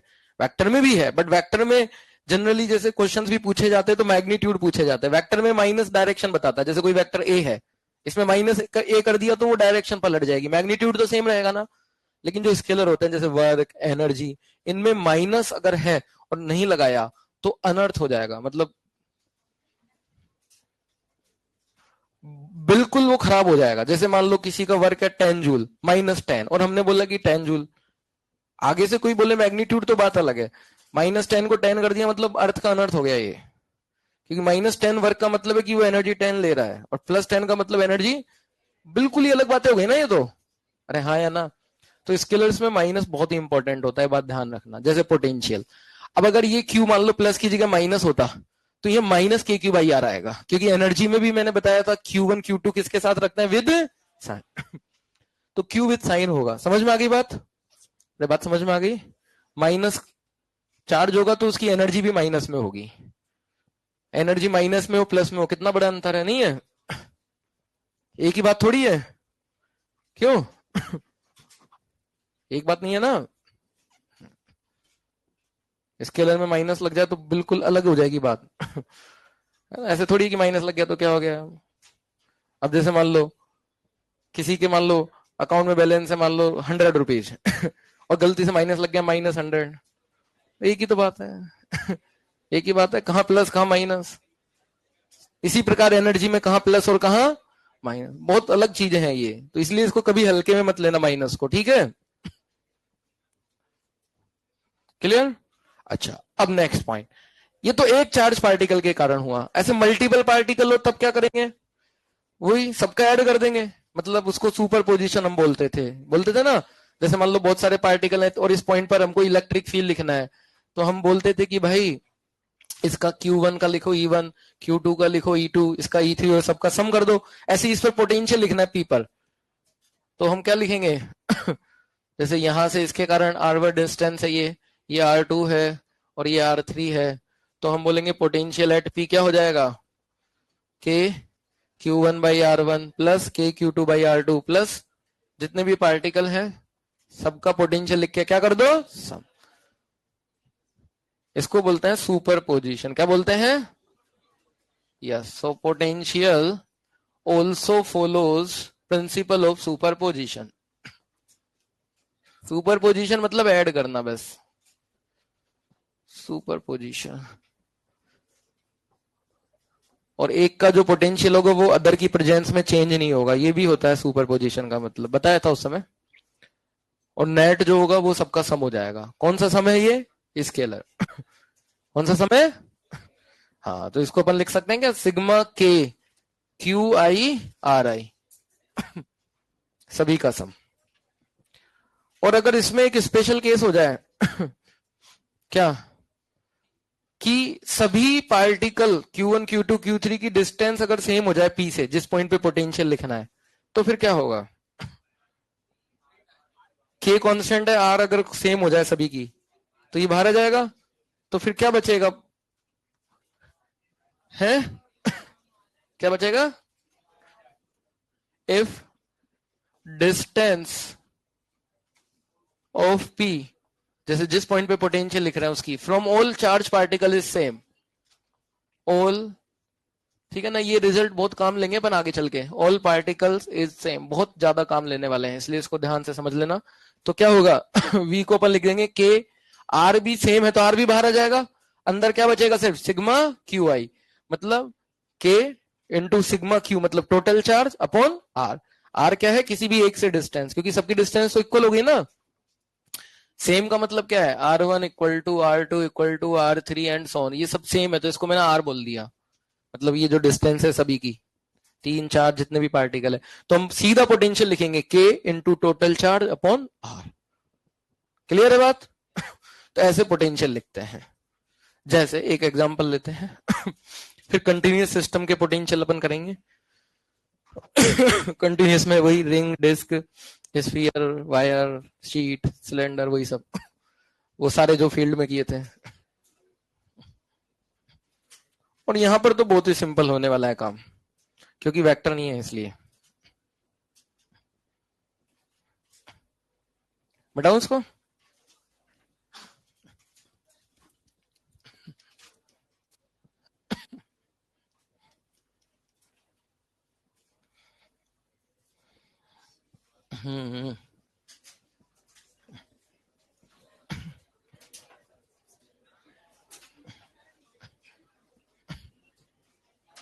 If distance of point P from all charge particle is same, then V equal to this.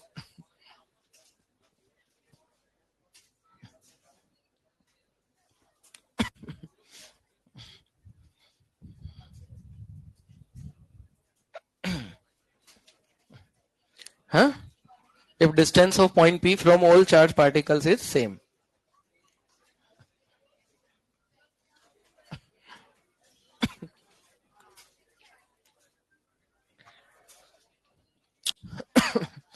जैसे देखो, अब पोटेंशियल बहुत ही ज्यादा आसान होता है, मतलब मैं क्या ही बताऊं, सबसे आसान है ये। मतलब जैसे मान लो पार्टिकल्स का तो बहुत ही आसान है, सिंपल के क्यू बाई आर लिखना है और क्या करना है, और सिंपल ऐड करना है नॉर्मल। जैसे एक हमारे पास लेट से स्क्वायर है और यहां पर कुछ पार्टिकल रखे हैं, बताओ इसके सेंटर पर कितना पोटेंशियल होगा? 0 हो जाएगा, ये आमने सामने वाले कैंसिल कर देंगे। नहीं, ये वेक्टर नहीं है, तो कितना होगा पोटेंशियल? अच्छा, सेंटर की तो सबसे डिस्टेंस सेम है ना, तो इसमें तो के सिग्मा क्यू अपॉन डिस्टेंस किसी एक से आ रही लिख दे, तो सिग्मा क्यू टोटल कितने चार्ज हो गए? 4 की, और डिस्टेंस किसी भी एक से, क्योंकि वो सबकी सेम है, कितनी होगी डिस्टेंस? ए बाई √2 पर आ जाएगा। बोलो हाँ या ना? अच्छा, अगर 2 पॉजिटिव हैं और 2 नेगेटिव होते तो, ये 2 तो पॉजिटिव क्यू की और ये 2 माइनस क्यू, तब क्या सेंटर का पोटेंशियल होगा? तब 0 होगा। तब क्या होगा?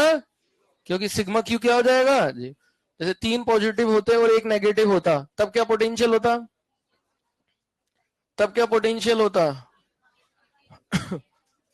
3 तो प्लस क्यू है, 1 माइनस क्यू है ये वाला, तब क्या पोटेंशियल होगा? 4q की जगह मतलब कुल मिला के सिग्मा क्यू करना है, सभी चार्ज का क्या करना है, सम। अरे यस और नो? किसी और पॉइंट पे चाहिए, जैसे बोले कि इसके मिड पॉइंट पे यहां बताओ, ये मिड पॉइंट एम, इस साइड का मिड पॉइंट एम ये तो सेंटर का हुआ। मिड पॉइंट ये इस साइड का एम, इसका पोटेंशियल क्या होगा ये वाला मिड पॉइंट है इस साइड का तो इसका पोटेंशियल भी बता देंगे कितना होगा देखो। अब इस पॉइंट की क्या सभी से डिस्टेंस सेम है क्या? नहीं, तो सबका अलग अलग लिख लो। चलो तो पहले इसका लिखते हैं, तो इसका के Q by A by two, इसका भी, तो दो का तो क्या हो गया, के Q upon A by two into two, समझ में आया? प्लस, अच्छा इसका कितना होगा, इस वाले का यहां से यहां की डिस्टेंस √5 ए बाई टू होगी ना, तो इसका पोटेंशियल आएगा के Q upon √5 A by two, और दो पार्टिकल हैं तो इंटू, अरे इसकी डिस्टेंस जो आएगी यहां से वही तो इसकी आएगी, तो ऐसे लिख सकते हैं अपन। कोई डाउट इसमें किसी को?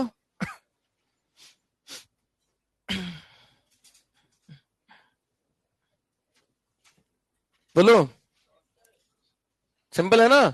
चलो तो एक क्वेश्चन लिखो फिर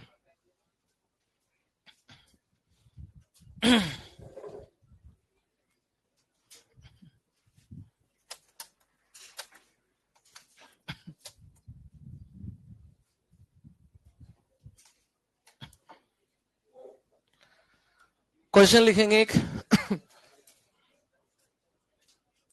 क्या?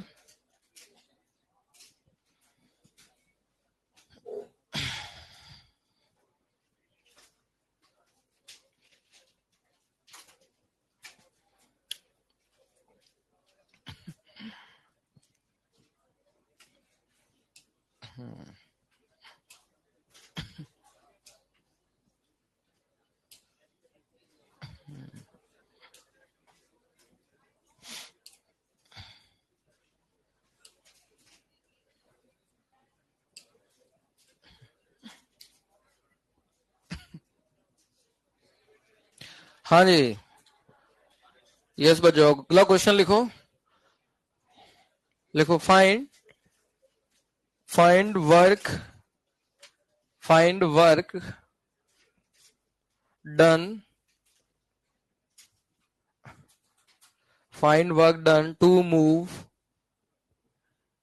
to move a -2 coulomb charge particle. Find work done to move a -2 coulomb charge particle, -2 coulomb charge particle from point A,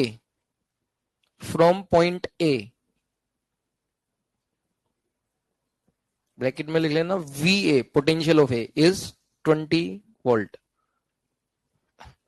from point A where VA is 20 volt to point B where VB is -10 volt. From point A where VA is 20 volt to point B where VB is -10 volt without changing kinetic energy. Without changing kinetic energy. Without changing kinetic energy. हाँ -60 या plus?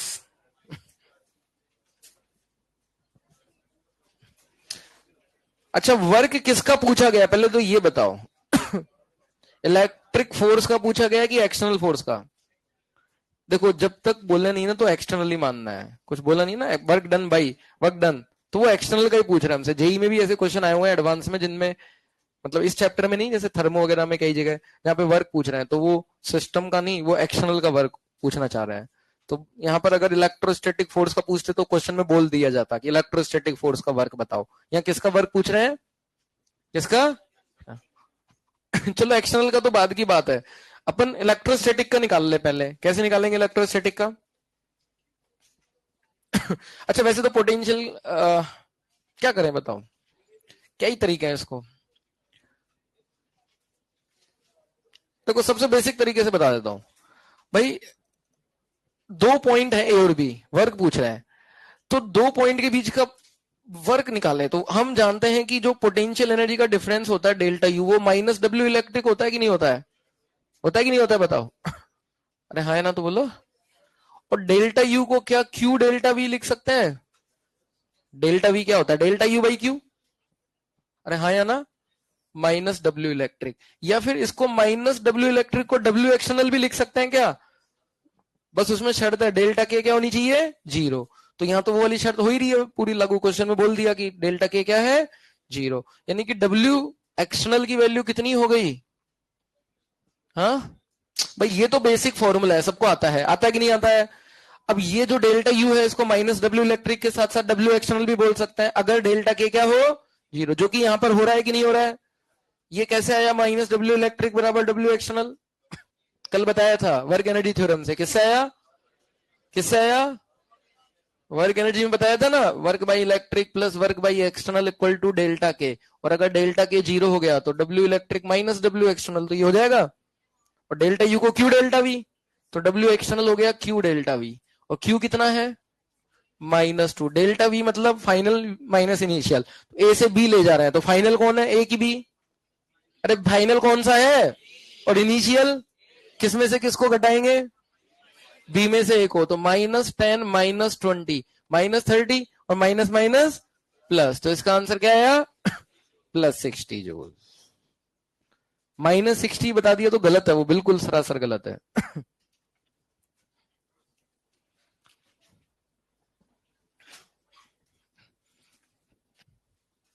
समझे? अरे basic सा concept base question था, छोटा सा। लिख लो इसको, कोई डाउट हो तो बताओ इसमें। नहीं है? क्यों?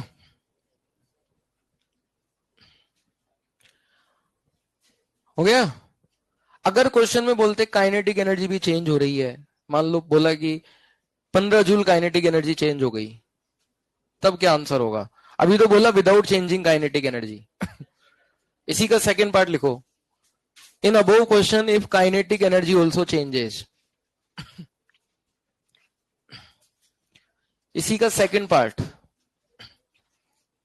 इन above question if kinetic energy also changes by 15 joule, then what will be answer?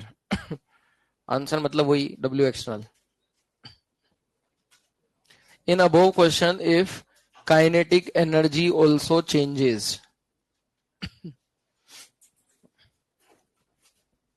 by 15 joule, 15. In above question, if kinetic energy also changes by 15 joule, then what will be work by external?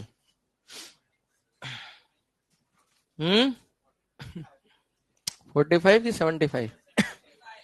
हाँ, कैसे?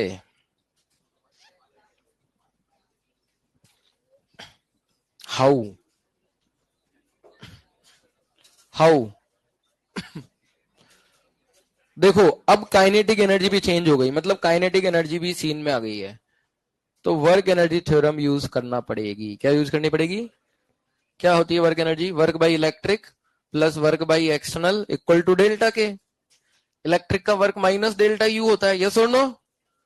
W external बराबर delta K, तो W external की value बच्चों इस बार delta U plus delta K होगी।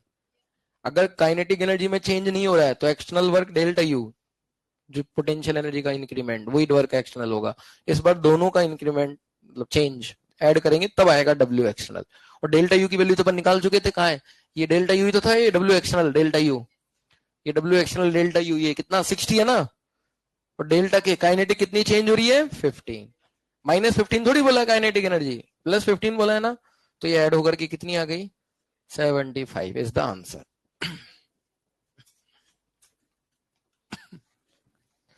तो कुछ भी नहीं है, कंफ्यूजन की 1% भी बात नहीं है, 1% भी कंफ्यूज नहीं होना, 1% भी सिंपल है वर्क एनर्जी थ्योरम, और कुछ नहीं है। External work plus electric work equal to delta K, that's it. और इलेक्ट्रिक वर्क होता है माइनस डेल्टा यू, क्योंकि डेल्टा यू होता है माइनस डब्ल्यू इलेक्ट्रिक। अरे यस और नो? बस उसी को लगाना है, इसमें कोई बिल्कुल भी बात नहीं है अलग से ज्यादा।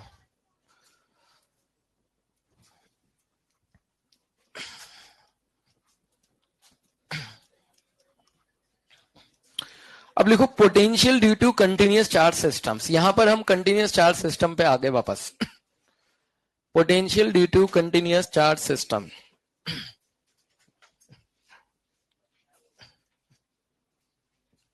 Potential due to continuous charge systems.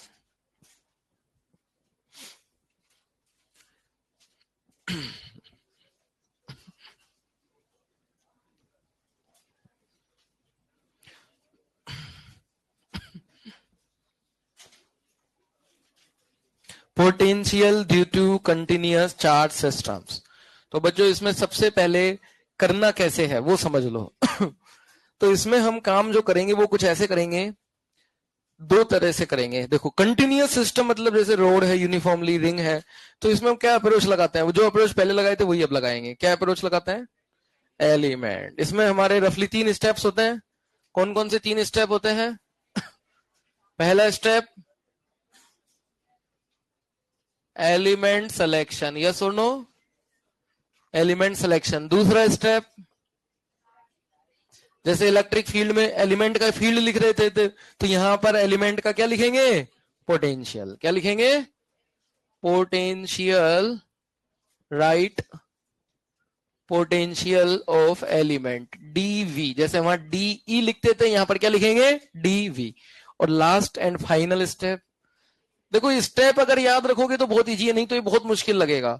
जैसे कुछ बच्चों को लग भी रहा होगा ये बहुत ज्यादा मुश्किल है, पता नहीं क्या है कैसे है, लेकिन मेरी बात को समझो, स्टेप को समझो, जो क्वेश्चन करा रहे हैं उनको अच्छे से करो, पूरा सीक्वेंस से एक एक जो जो सीक्वेंस में कराए गए हैं जितने भी डेरिवेशन बिल्कुल अच्छे से हो जाएंगे, गारंटी है। करना पड़ेगा। स्टेप 3 लास्ट, ये हमारे फिजिक्स से रिलेटेड नहीं है। क्या है ये? डीवी। एक एलिमेंट का लिखा, ऐसे सभी एलिमेंट का जोड़ना, मतलब क्या करना? हाँ, तो उसमें क्या करेंगे? नेट पोटेंशियल लिखेंगे ना पूरे सिस्टम का, पूरे उसका। तो नेट पोटेंशियल के लिए क्या करेंगे? वी। सभी को डीवी को जोड़ेंगे, मतलब क्या करेंगे? इलेक्ट्रिक फील्ड में तो फिर भी सोचना पड़ता था कंपोनेंट करके इंटीग्रेट करें कि डायरेक्ट। यहाँ कोई ऐसा झंझट नहीं है, सीधा क्या करना है? डायरेक्ट। समझ में आ गई सबको बात? क्या अप्रोच है? अच्छा, एक दूसरा मेथड और है एलिमेंट के अलावा यहाँ पर, जो कि हम वही यूज करेंगे ज्यादातर जगह, इससे भी ज्यादा बढ़िया। नहीं नहीं, सॉलिड एंगल एंगल वो तो काम की नहीं है, वो उसका फालतू में उसमें दिमाग खपाने की जरूरत नहीं। देखो दूसरा मेथड और बताता हूं मैं। क्या बता रहा हूं? हाँ, अल्टरनेट।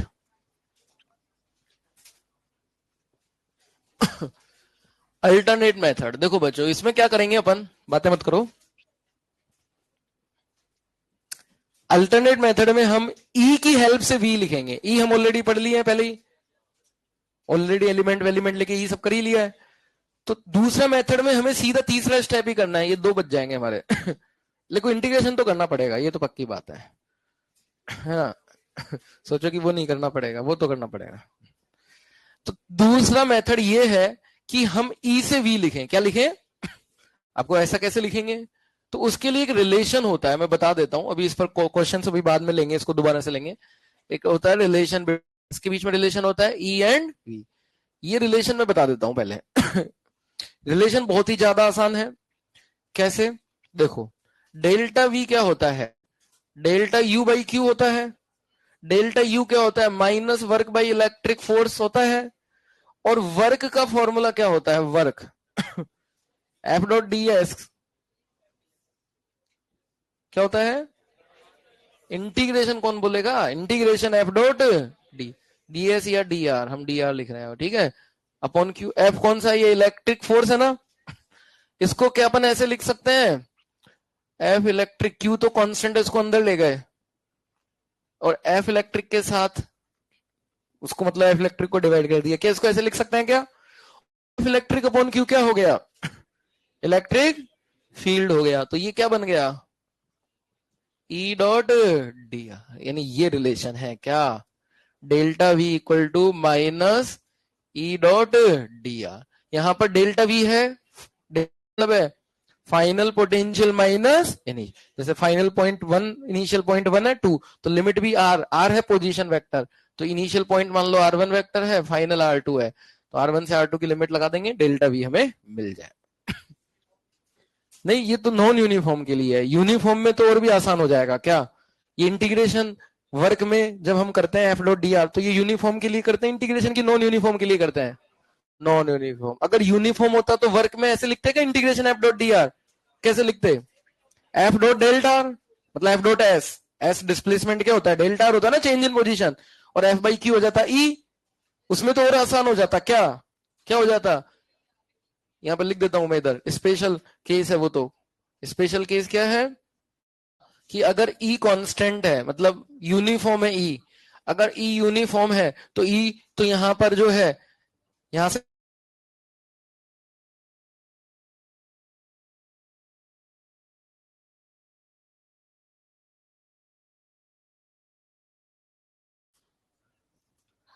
यूनिफॉर्म है तो, नॉन यूनिफॉर्म है तो integration E dot d are. तो ये है दूसरा मेथड जिसमें हम ई से वी निकाल लेंगे।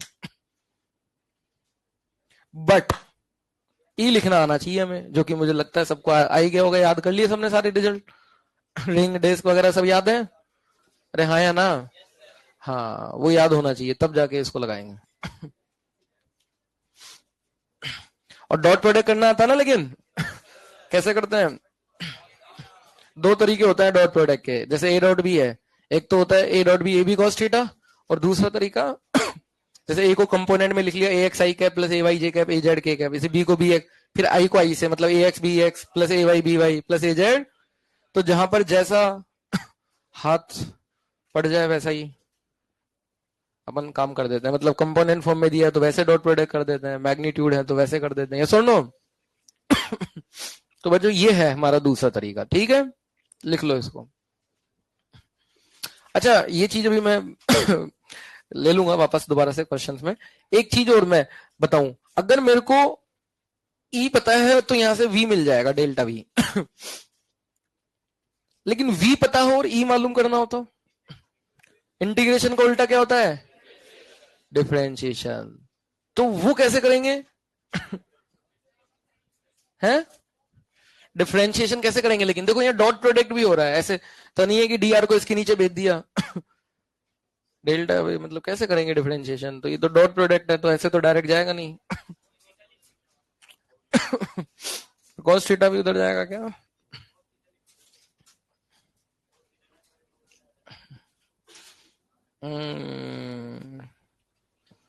इसकी मैथ्स होती है पूरी, वो मैथ्स में सिखा दूंगा, चिंता मत करो बाद में, ठीक है? अभी मैं लिख देता हूं। इसका रिवर्स अप्रोच होता है क्या? इसी का रिवर्स रिवर्स फॉर्मूला बनता है ये। कैसे आया इसको पूरा डिराइव करके बता देंगे। वैसे 11th में बताया जाता है डिराइव, बट जिन्होंने नहीं पढ़ा होगा मैं दोबारा बता दूंगा, अभी डोंट वरी, पोटेंशियल पढ़ाने के बाद, ठीक है?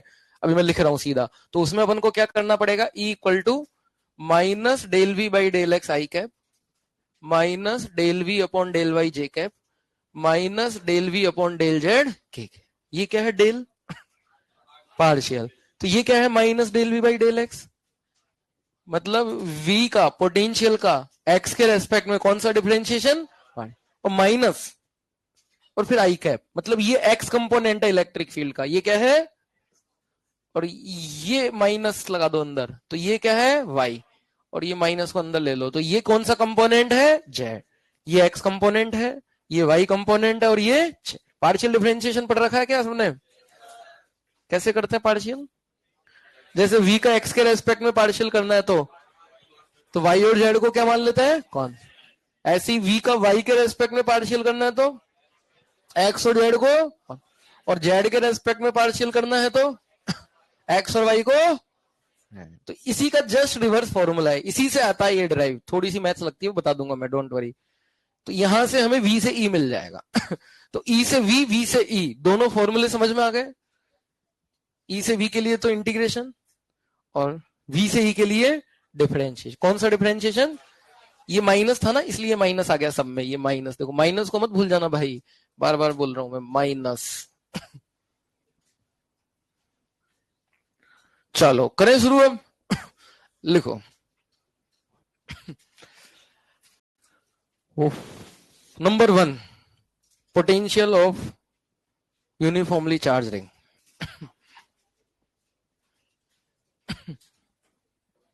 जैसे एक छोटा सा एग्जांपल लेके बता देता हूं यहां पर, फिर लिख लेना। जैसे छोटा सा एक एग्जांपल ले लेता हूं। क्या एग्जांपल है कि ई वेक्टर है अपने पास, मान लो औ, एक चीज और बता देता हूँ, कंपोनेंट डॉट प्रोडक्ट करना नहीं आता कई बच्चों को, बता देता हूँ मैं। आता है डॉट प्रोडक्ट करना? ऐसे तो कर लोगे ईडीआर कॉस थीटा, कंपोनेंट में कैसे करोगे डॉट प्रोडक्ट? जैसे ई के कंपोनेंट लिख दिया, E X I cap, E Y J cap, E Z K cap. ऐसे डीआर के भी component, D X I cap, D Y J cap, D Z K cap. तो फिर क्या आएगा? E X D X plus E Y D Y plus E Z D Z. और इसी को इंटीग्रेशन को तीनों में अलग अलग डिवाइड कर लो, या तो कैसे डिवाइड करोगे? प्लस इसका इंटीग्रेशन अलग, प्लस इसका इंटीग्रेशन अलग, ऐसे। और फिर पूरे को ब्रैकेट में बंद, माइनस सबके बाहर है ये। यहां पर लिमिट x की लगेगी अब, x1 से x2, ये y के रेस्पेक्ट में, तो यहाँ लिमिट सिर्फ किसकी लगेगी? y की। और यहाँ किसकी लिमिट लगेगी? z। मतलब इसी को खोला ये। कैसे खोला? ई वेक्टर को क्या लिखा? ई X I cap plus E Y J cap plus E Z K cap. D R vector को D X I cap D Y J cap plus D Z, आई को आई से जे को जैसे, यहाँ y1 से y2, जैसे कोई मान लो बोला है कि पार्टिकल 0 ओरिजिन से 1,2,5 चला गया, तो x की लिमिट 0 से 1, y की 0 से 2, z की 0 से, समझ में आ गया ना? तो ये डॉट प्रोडक्ट करते हैं। जैसे एक छोटा सा एग्जांपल लेके बता ही देता हूं, फिर इसका अपन एप्लीकेशन देखेंगे। देखो एग्जांपल क्या है कि इलेक्ट्रिक फील्ड गिवन है हमें, लेट से इलेक्ट्रिक फील्ड गिवन है x I cap plus 3y² J cap. Uniform है कि नॉन यूनिफॉर्म है? Non uniform. अगर यूनिफॉर्म होता तो हम ऐसे निकालते। अब बोला गया है कि क्या इफ पोटेंशियल एट 1,1 इज 0। देखो जीरो हम कहां पर मानते हैं वैसे तो? इन्फिनिटी, बट कोई जरूरी नहीं है, रूल नहीं है, वो कन्वेंशन है। हमने चेंज कर दिया कन्वेंशन, हमने 1,1 पे 0 मान लिया। Then what will be potential at, then what will be potential at point, potential at point 2,5 पर क्या पोटेंशियल होगा? ये हमारा सिंपल सा एक सवाल है। ठीक, ठीक है। अब देखो कैसे करेंगे। तो हमने अभी पढ़ा रिलेशन, जस्ट ये वाला, ये रिलेशन लगाएंगे। कौन सा रिलेशन लगाएंगे? ये वाला, डेल्टा वी। डेल्टा वी का मतलब होता है फाइनल माइनस इनिशियल। क्या होता है? Final minus initial. तो इनिशियल में इसको मान लू, मेरे को ये पता है इनिशियल पॉइंट, और तो कोई पता ही नहीं है इनिशियल 1,1 वाला, तो इनिशियल पोटेंशियल बच्चों क्या लिख दूं यहां पर? 0। आगे क्या है? माइनस। अच्छा, कंपोनेंट फॉर्म में दिया है, तो ये वाला लगाऊं कि ये वाला लगाऊं? ये वाला। तो कैसे लगेगा बताओ? ये integration E X D X, E X क्या है? X D X, very good, plus E Y D Y 3y² dy। और लिमिट तो बोलो x की लिमिट इनिशियल पॉइंट 1,1, फाइनल पॉइंट 2,5, तो x डायरेक्शन में कितना उसकी लिमिट लगेगी, और y डायरेक्शन में 1 से। बहुत ही बढ़िया, अब तो इंटीग्रेशन तो हो ही जाएगा। तो क्या आ गया अपना v, ये तो 0 है। अगर ये 0 नहीं होता, मान लो मैं बोलता कि 1,1 का पोटेंशियल 20 है, तो ये 0 की जगह क्या लिख देते हैं? b।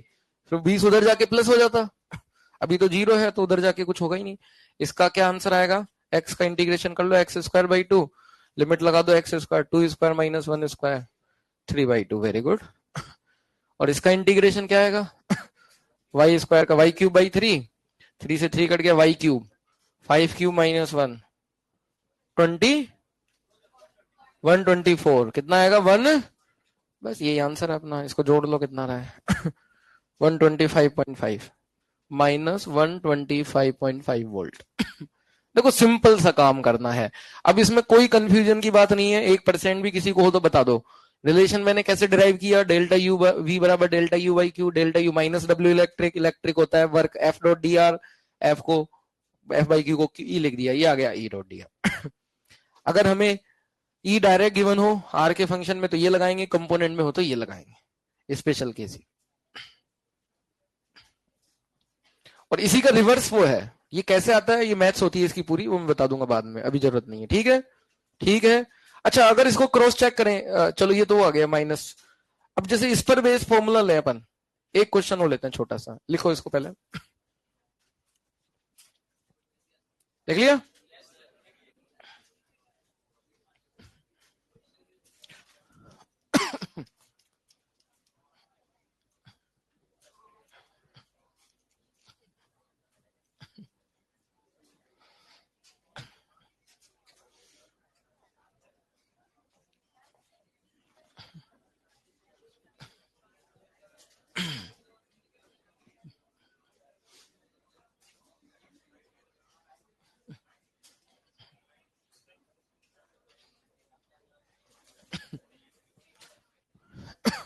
अभी इस पर और क्वेश्चन लेंगे बाद में, पोटेंशियल पढ़ने के बाद। अभी तो मैं बेसिक फॉर्मूला और बेसिक उसको एप्लीकेशन बता रहा हूं। अब जैसे अगला क्वेश्चन देखो, potential is equal to given है, पोटेंशियल भी देखो ये वेरिएबल है, एक्स वाई जेड के फंक्शन में दिया है, ये स्पेस में पोटेंशियल दिया है, एक्स वाई जेड के फंक्शन में दिया है, और बोला है कि इलेक्ट्रिक फील्ड वेक्टर बताओ। कैसे बताएं इलेक्ट्रिक फील्ड वेक्टर? कौन सा वाला लगाएंगे? पार्शियल वाला, वेरी गुड। तो बताओ ई वेक्टर क्या आएगा? पहले तो एक्स कंपोनेंट लिखेंगे minus del V by del X, minus को बाहर ही ले लेता हूं। बताओ अब देखो इसका डिफरेंशिएशन करेंगे पोटेंशियल का एक्स के रेस्पेक्ट में, ध्यान से देखना कैसे होगा।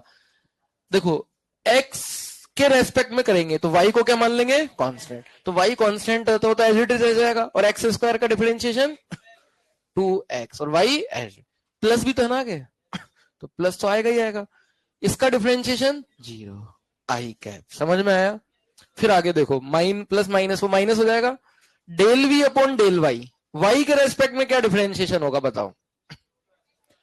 एक्स स्क्वायर तो कांस्टेंट हो गया, और वाई का डिफरेंशिएशन वाई के रेस्पेक्ट में 1 प्लस वाई का डिफरेंशिएशन तो 1, और जेड तो कांस्टेंट एज इट इज, तो क्या आएगा? Plus Z. बोलो हाँ या ना? माइनस, अब बोलो जेड के रेस्पेक्ट में क्या होगा? एक्स स्क्वायर वाई का तो 0 है, 0 प्लस वाई जेड का, वाई जेड का 1 हो गया ना, के कैप। यही अपना आंसर है, यही अपना आंसर है। E vector equal to minus 2xy I cap minus X square plus Z J cap और माइनस वाई के कैप। और फिर इसमें इलेक्ट्रिक फील्ड से हमको फोर्स भी पूछ सकते हैं, बोल दिया कि ये क्यू चार्ज है, तो बताओ उस पर फोर्स कितना लगेगा? क्यू ई जब आ गया तो फोर्स में क्या करना है? Q E. अरे यस और नो? बोल दिया कि एक पार्टिकल है Q1 कोमा दिस पे रखा है, तो वो दिस कोमा जो भी दिया हुआ एक्स वाई जेड डाल दो, तो Q से मल्टीप्लाई कर दो, फोर्स आ जाएगा। फोर्स से बोले एक्सीलरेशन बताओ, डिवाइड बाय वेलोसिटी बताओ। हाँ समझ में आ रही है बात? आ गई कहानी। तो मेन चीज क्या है कि अपने को ई चाहिए वी से, तो पार्शियल डिफरेंशिएशन वाला वो ऐसे करेंगे, और अगर ई से वी चाहिए तो इंटीग्रेशन। ठीक, चलो अब इनको अप्लाई करते हैं। क्या करते हैं? लिखो potential due to uniformly charge ring.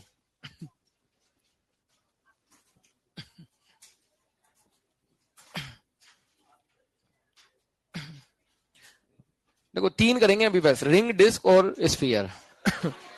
बस पोटेंशियल तो स्केलर है, बहुत ज्यादा छोटा सा होता है, 2 मिनट का काम होता है। अभी देख लो, अगर नहीं हो तो देख बता देना मुझे। लिखो number 1, potential due to uniformly charge ring.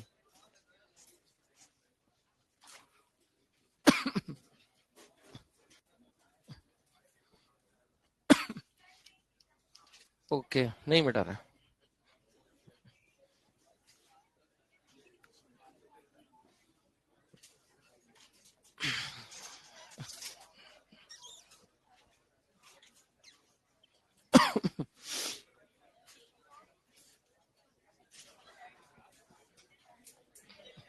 देखो मैंने बताया 3 करेंगे, ज्यादा नहीं, बस ठीक है ना?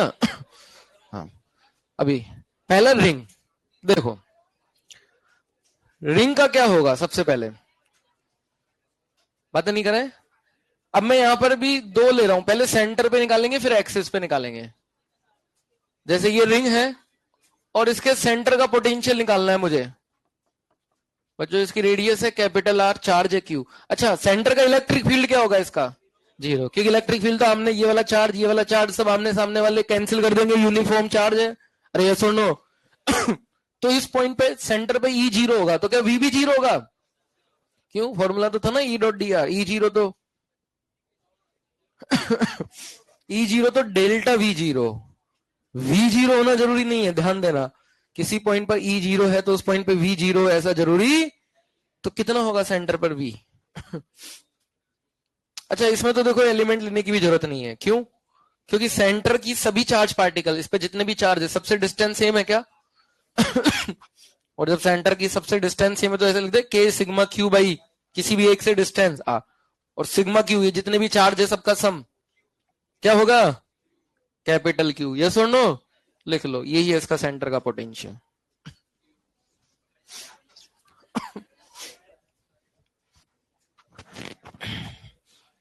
ना एलिमेंट लिया, ना ई डॉट डी आर लगाया, कुछ नहीं किया, ऐसे ही हो गया।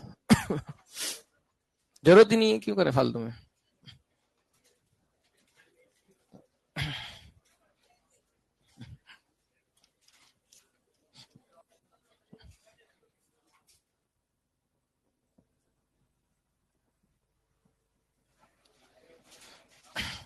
अच्छा, मेरे एक सवाल का जवाब दो, अगर ये रिंग नॉन यूनिफॉर्म होती तब भी सेंटर का पोटेंशियल क्या होता? सेम होता या चेंज हो जाता? सेम रहता। क्यों? क्योंकि नॉन यूनिफॉर्म होती, मतलब कि कहीं पर ज्यादा डेंसिटी है, कहीं पर कम है, तो भी डिस्टेंस और सभी चार्ज से सेंटर की सेम रहती, और सिग्मा क्यू में टोटल चार्ज आता। यस, तो ये तब भी वैलिड है, valid when non uniform charge distribution, valid when, also valid when non-uniform charge distribution.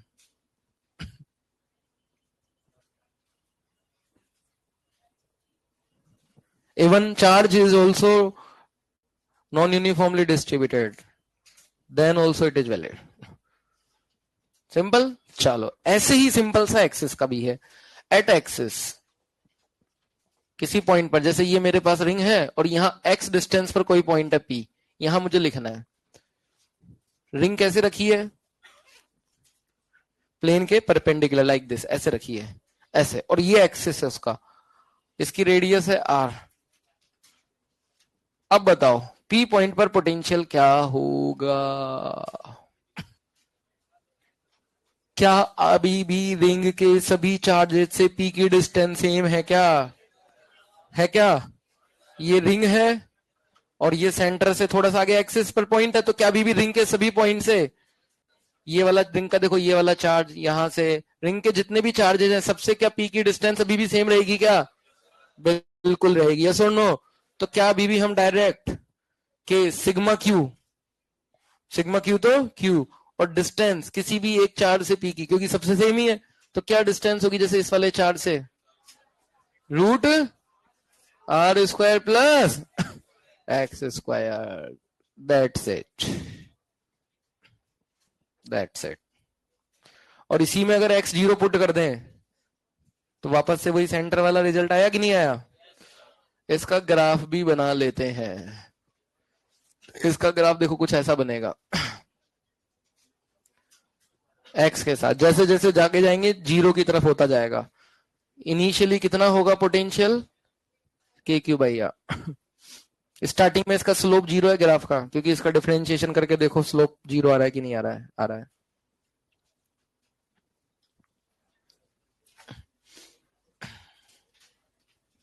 ठीक।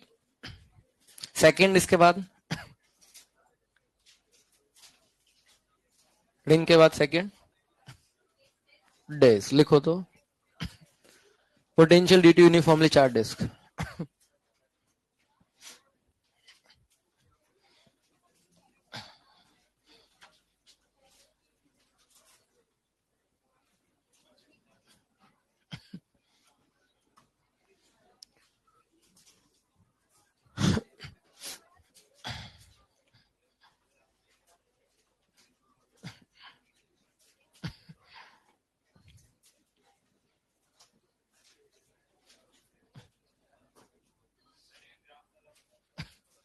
ये जैसे जैसे एक्स बढ़ेगा ना तो वी कम होगा, तो ऐसे कम हो जाएगा, और जैसे जैसे एक्स इन्फिनिटी जाएगा तो वी जीरो की तरफ जाएगा।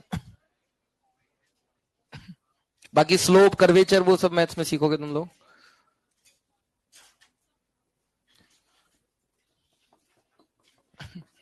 अभी इसको याद रखो, ऐसा ग्राफ होता है। ये डिस्क है, इसका सरफेस चार्ज डेंसिटी सिग्मा है।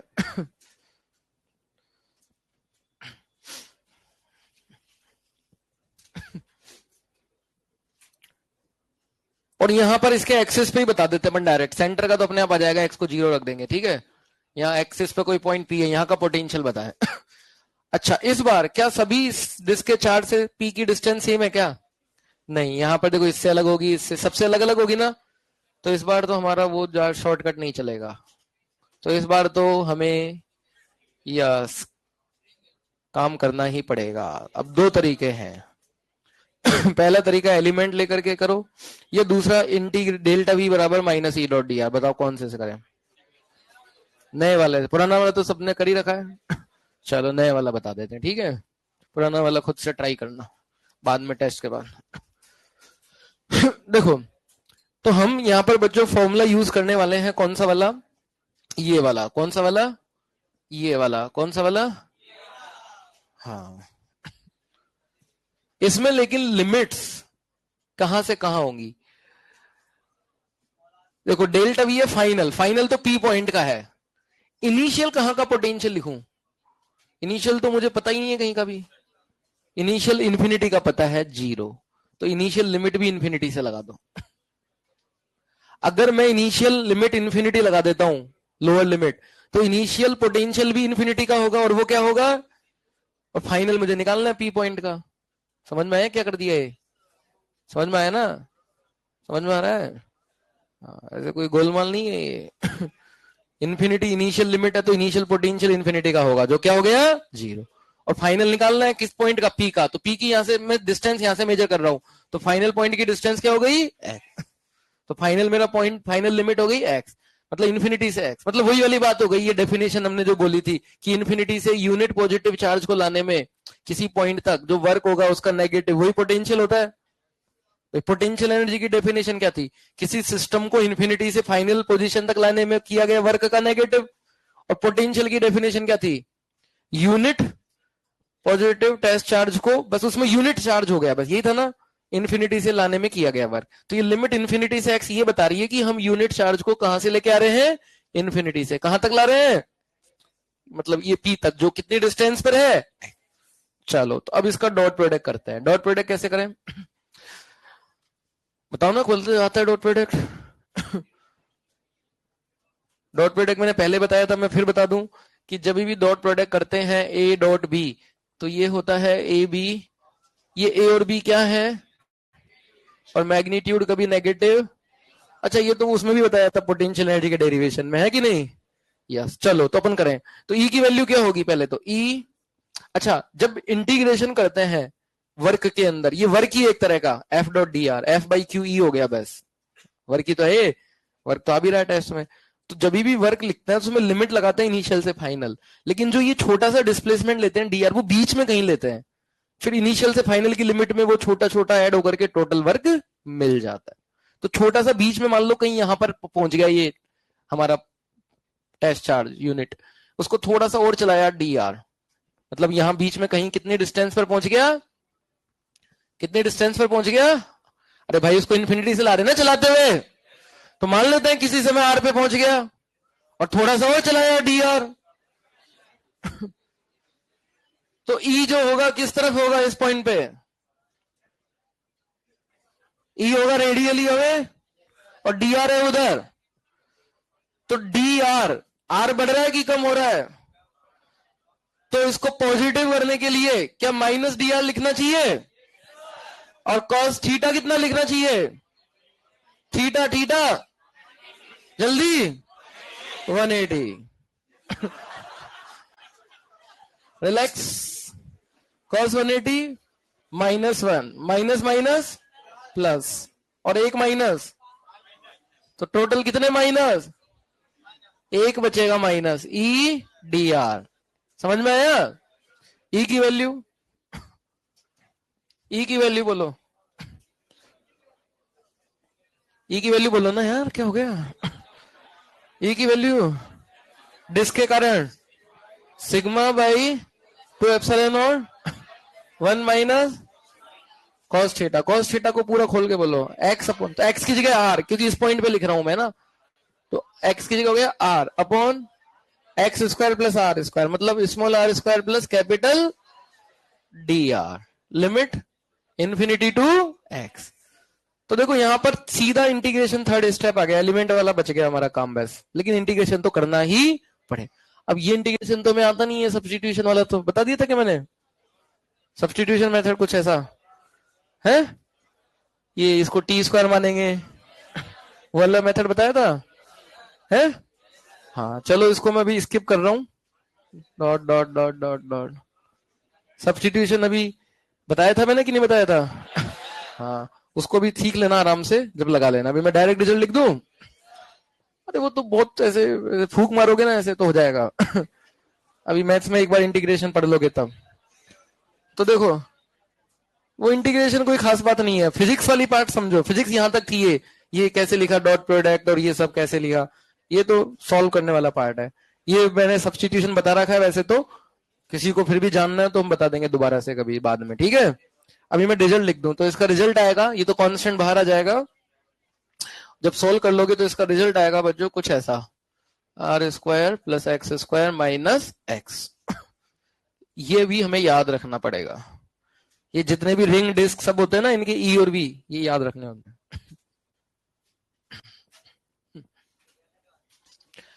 ये इंटीग्रेशन है ना, बहुत सिंपल है ये।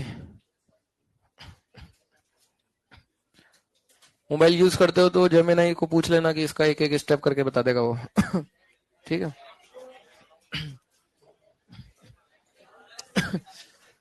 बता दूंगा बाद में भी, चिंता ना करें, वो कोई अभी बात नहीं है अभी। अब तीसरा इसके बाद अपन लेंगे कौन सा, स्फीयर। अरे मैंने पहले ही बोला 3 करेंगे, देखो उससे पहले 5-5 मिनट के सारे तो हैं। लिखो इसको जल्दी। लिख लिया, मिटा दूं? अच्छा इसका ग्राफ भी बनाना रह गया, ग्राफ देखो, इसका ग्राफ बातें नहीं करो, इसका ग्राफ बताओ। इसमें भी देखो जैसे जैसे एक्स बढ़ेगा वैसे वैसे वी कमी होगा क्या? हाँ देख सकते हैं, इसमें एक्स बढ़ेगा, वैल्यू रख के देख लो, जैसे जैसे एक्स की वैल्यू बढ़ाओ 1 2 3 तो देखो वी की वैल्यू क्या होती रहेगी, कम। और जब एक्स इंफिनिटी की तरफ चला जाएगा तो वी क्या होगा? Infinity square plus something negligible, infinity square उसका रूट इंफिनिटी माइनस इंफिनिटी, तो क्या आएगा? 0। और वैसे भी हमने तो पहली लिमिट ही लगाई थी जीरो, ये 0 ले लिया था इंफिनिटी पर, तो क्यों? तो इसका जो ग्राफ बनता है वो भी कुछ ऐसा बनता है, कैसा? ये स्लोप 0 नहीं होता स्टार्टिंग में, ऐसा डिक्रीजिंग बनता है ऐसा। ये जैसे जैसे इसकी डिस्टेंस बढ़ेगी एक्स वैसे वैसे भी कम होगा, और जैसे जैसे इंफिनिटी जाएंगे किधर हो जाएगा ये? 0।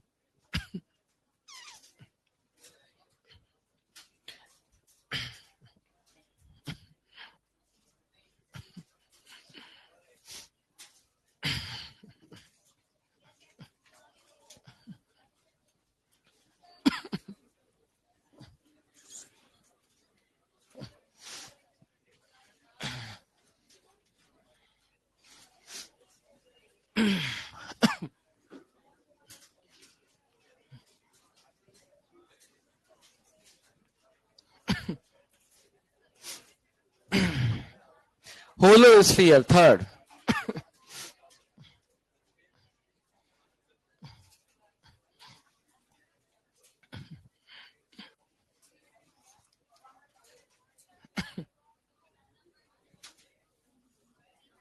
देखें इधर, पोटेंशियल ऑफ होलो स्फीयर।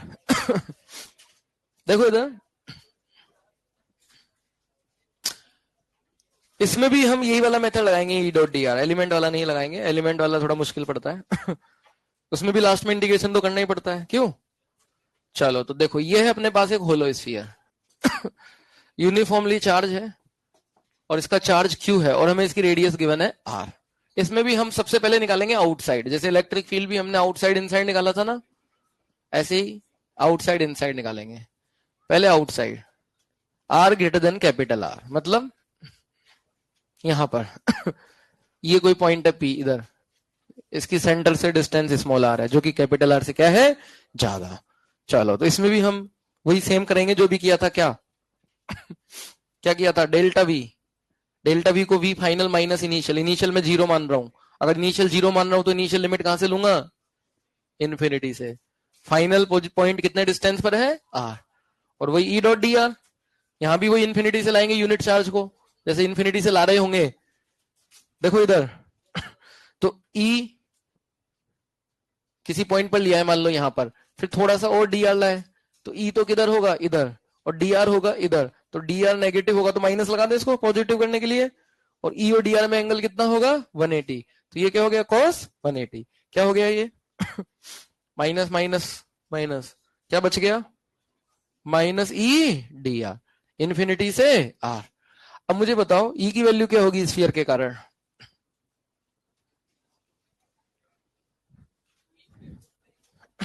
ये तो बहुत सिंपल इंटीग्रेशन है डिस्क से, तो क्योंकि ई की वैल्यू हमें पता है स्फीयर के कारण कितनी होती है, K Q by R square d R, limit infinity से आर, खत्म खेल।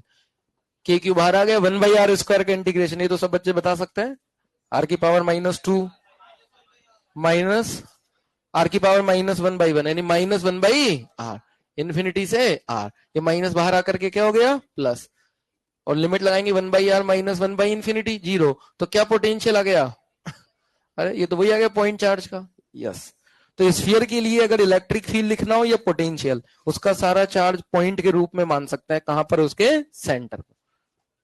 जैसे इलेक्ट्रिक फील्ड भी के क्यू बाई आर स्क्वायर होता है और पोटेंशियल भी के क्यू बाई आर। इनसाइड का क्या होगा वो भी देख लेते हैं।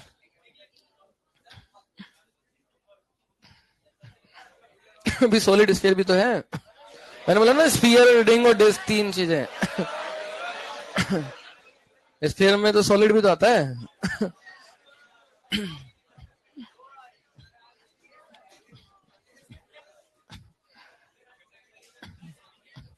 है?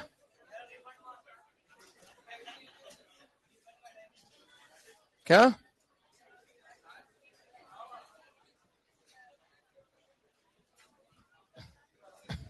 लिख लिया इसको फटाफट, लिख लिया। लास्ट में स्पीड बढ़ जाती है या कुछ और जाता है? हैं? या मुझे लगता है ऐसा? चलो बता दू तो ठीक है।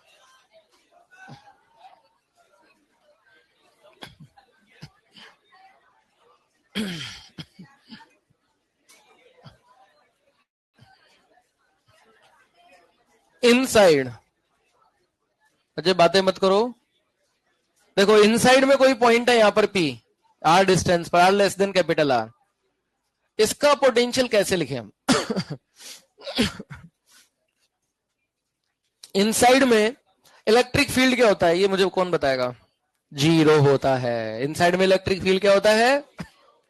तो बच्चों अगर इनसाइड में, inside sphere electric field is 0, ध्यान से सुनना, इलेक्ट्रिक फील्ड E इज 0, तो जहां पर E 0 होगा वहां पर डेल्टा V भी क्या होगा?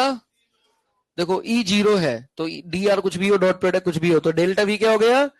और डेल्टा V 0 का मतलब V क्या रहेगा? कांस्टेंट, मतलब अंदर जो है ना पोटेंशियल कांस्टेंट रहेगा, 0 नहीं रहेगा, कांस्टेंट। मतलब अगर किसी एक पॉइंट पे हमें मिल जाए तो वही सब जगह होगा।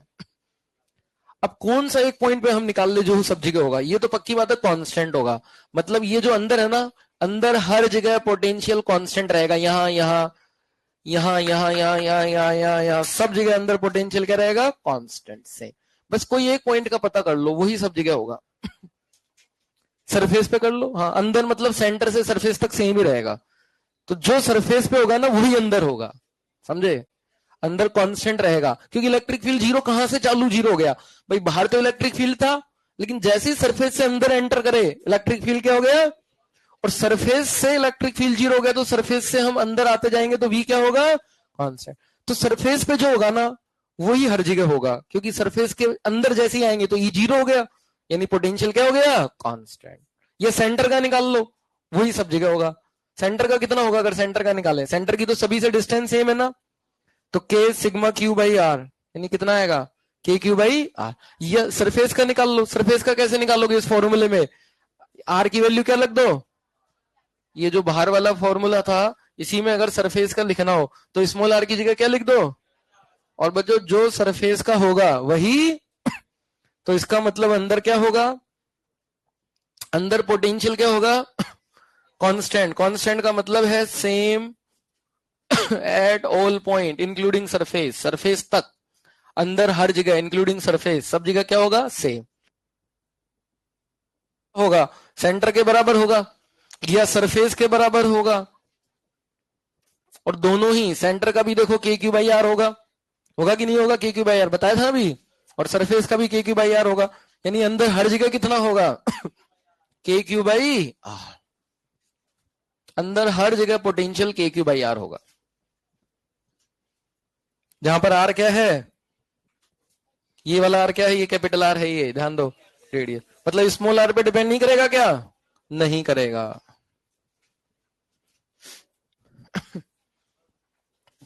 वैसे इसका ग्राफ कैसा बनेगा, बस यस, कांस्टेंट ग्राफ कैसा बनता है, स्ट्रेट लाइन, कैसे स्ट्रेट लाइन स्ट्रेट लाइन कैसे, ऐसे हॉरिजॉन्टल लाइन एक्स एक्सिस के पैरेलल, यस बिल्कुल सही जवाब। जीतते हैं टिकट टू नेक्स्ट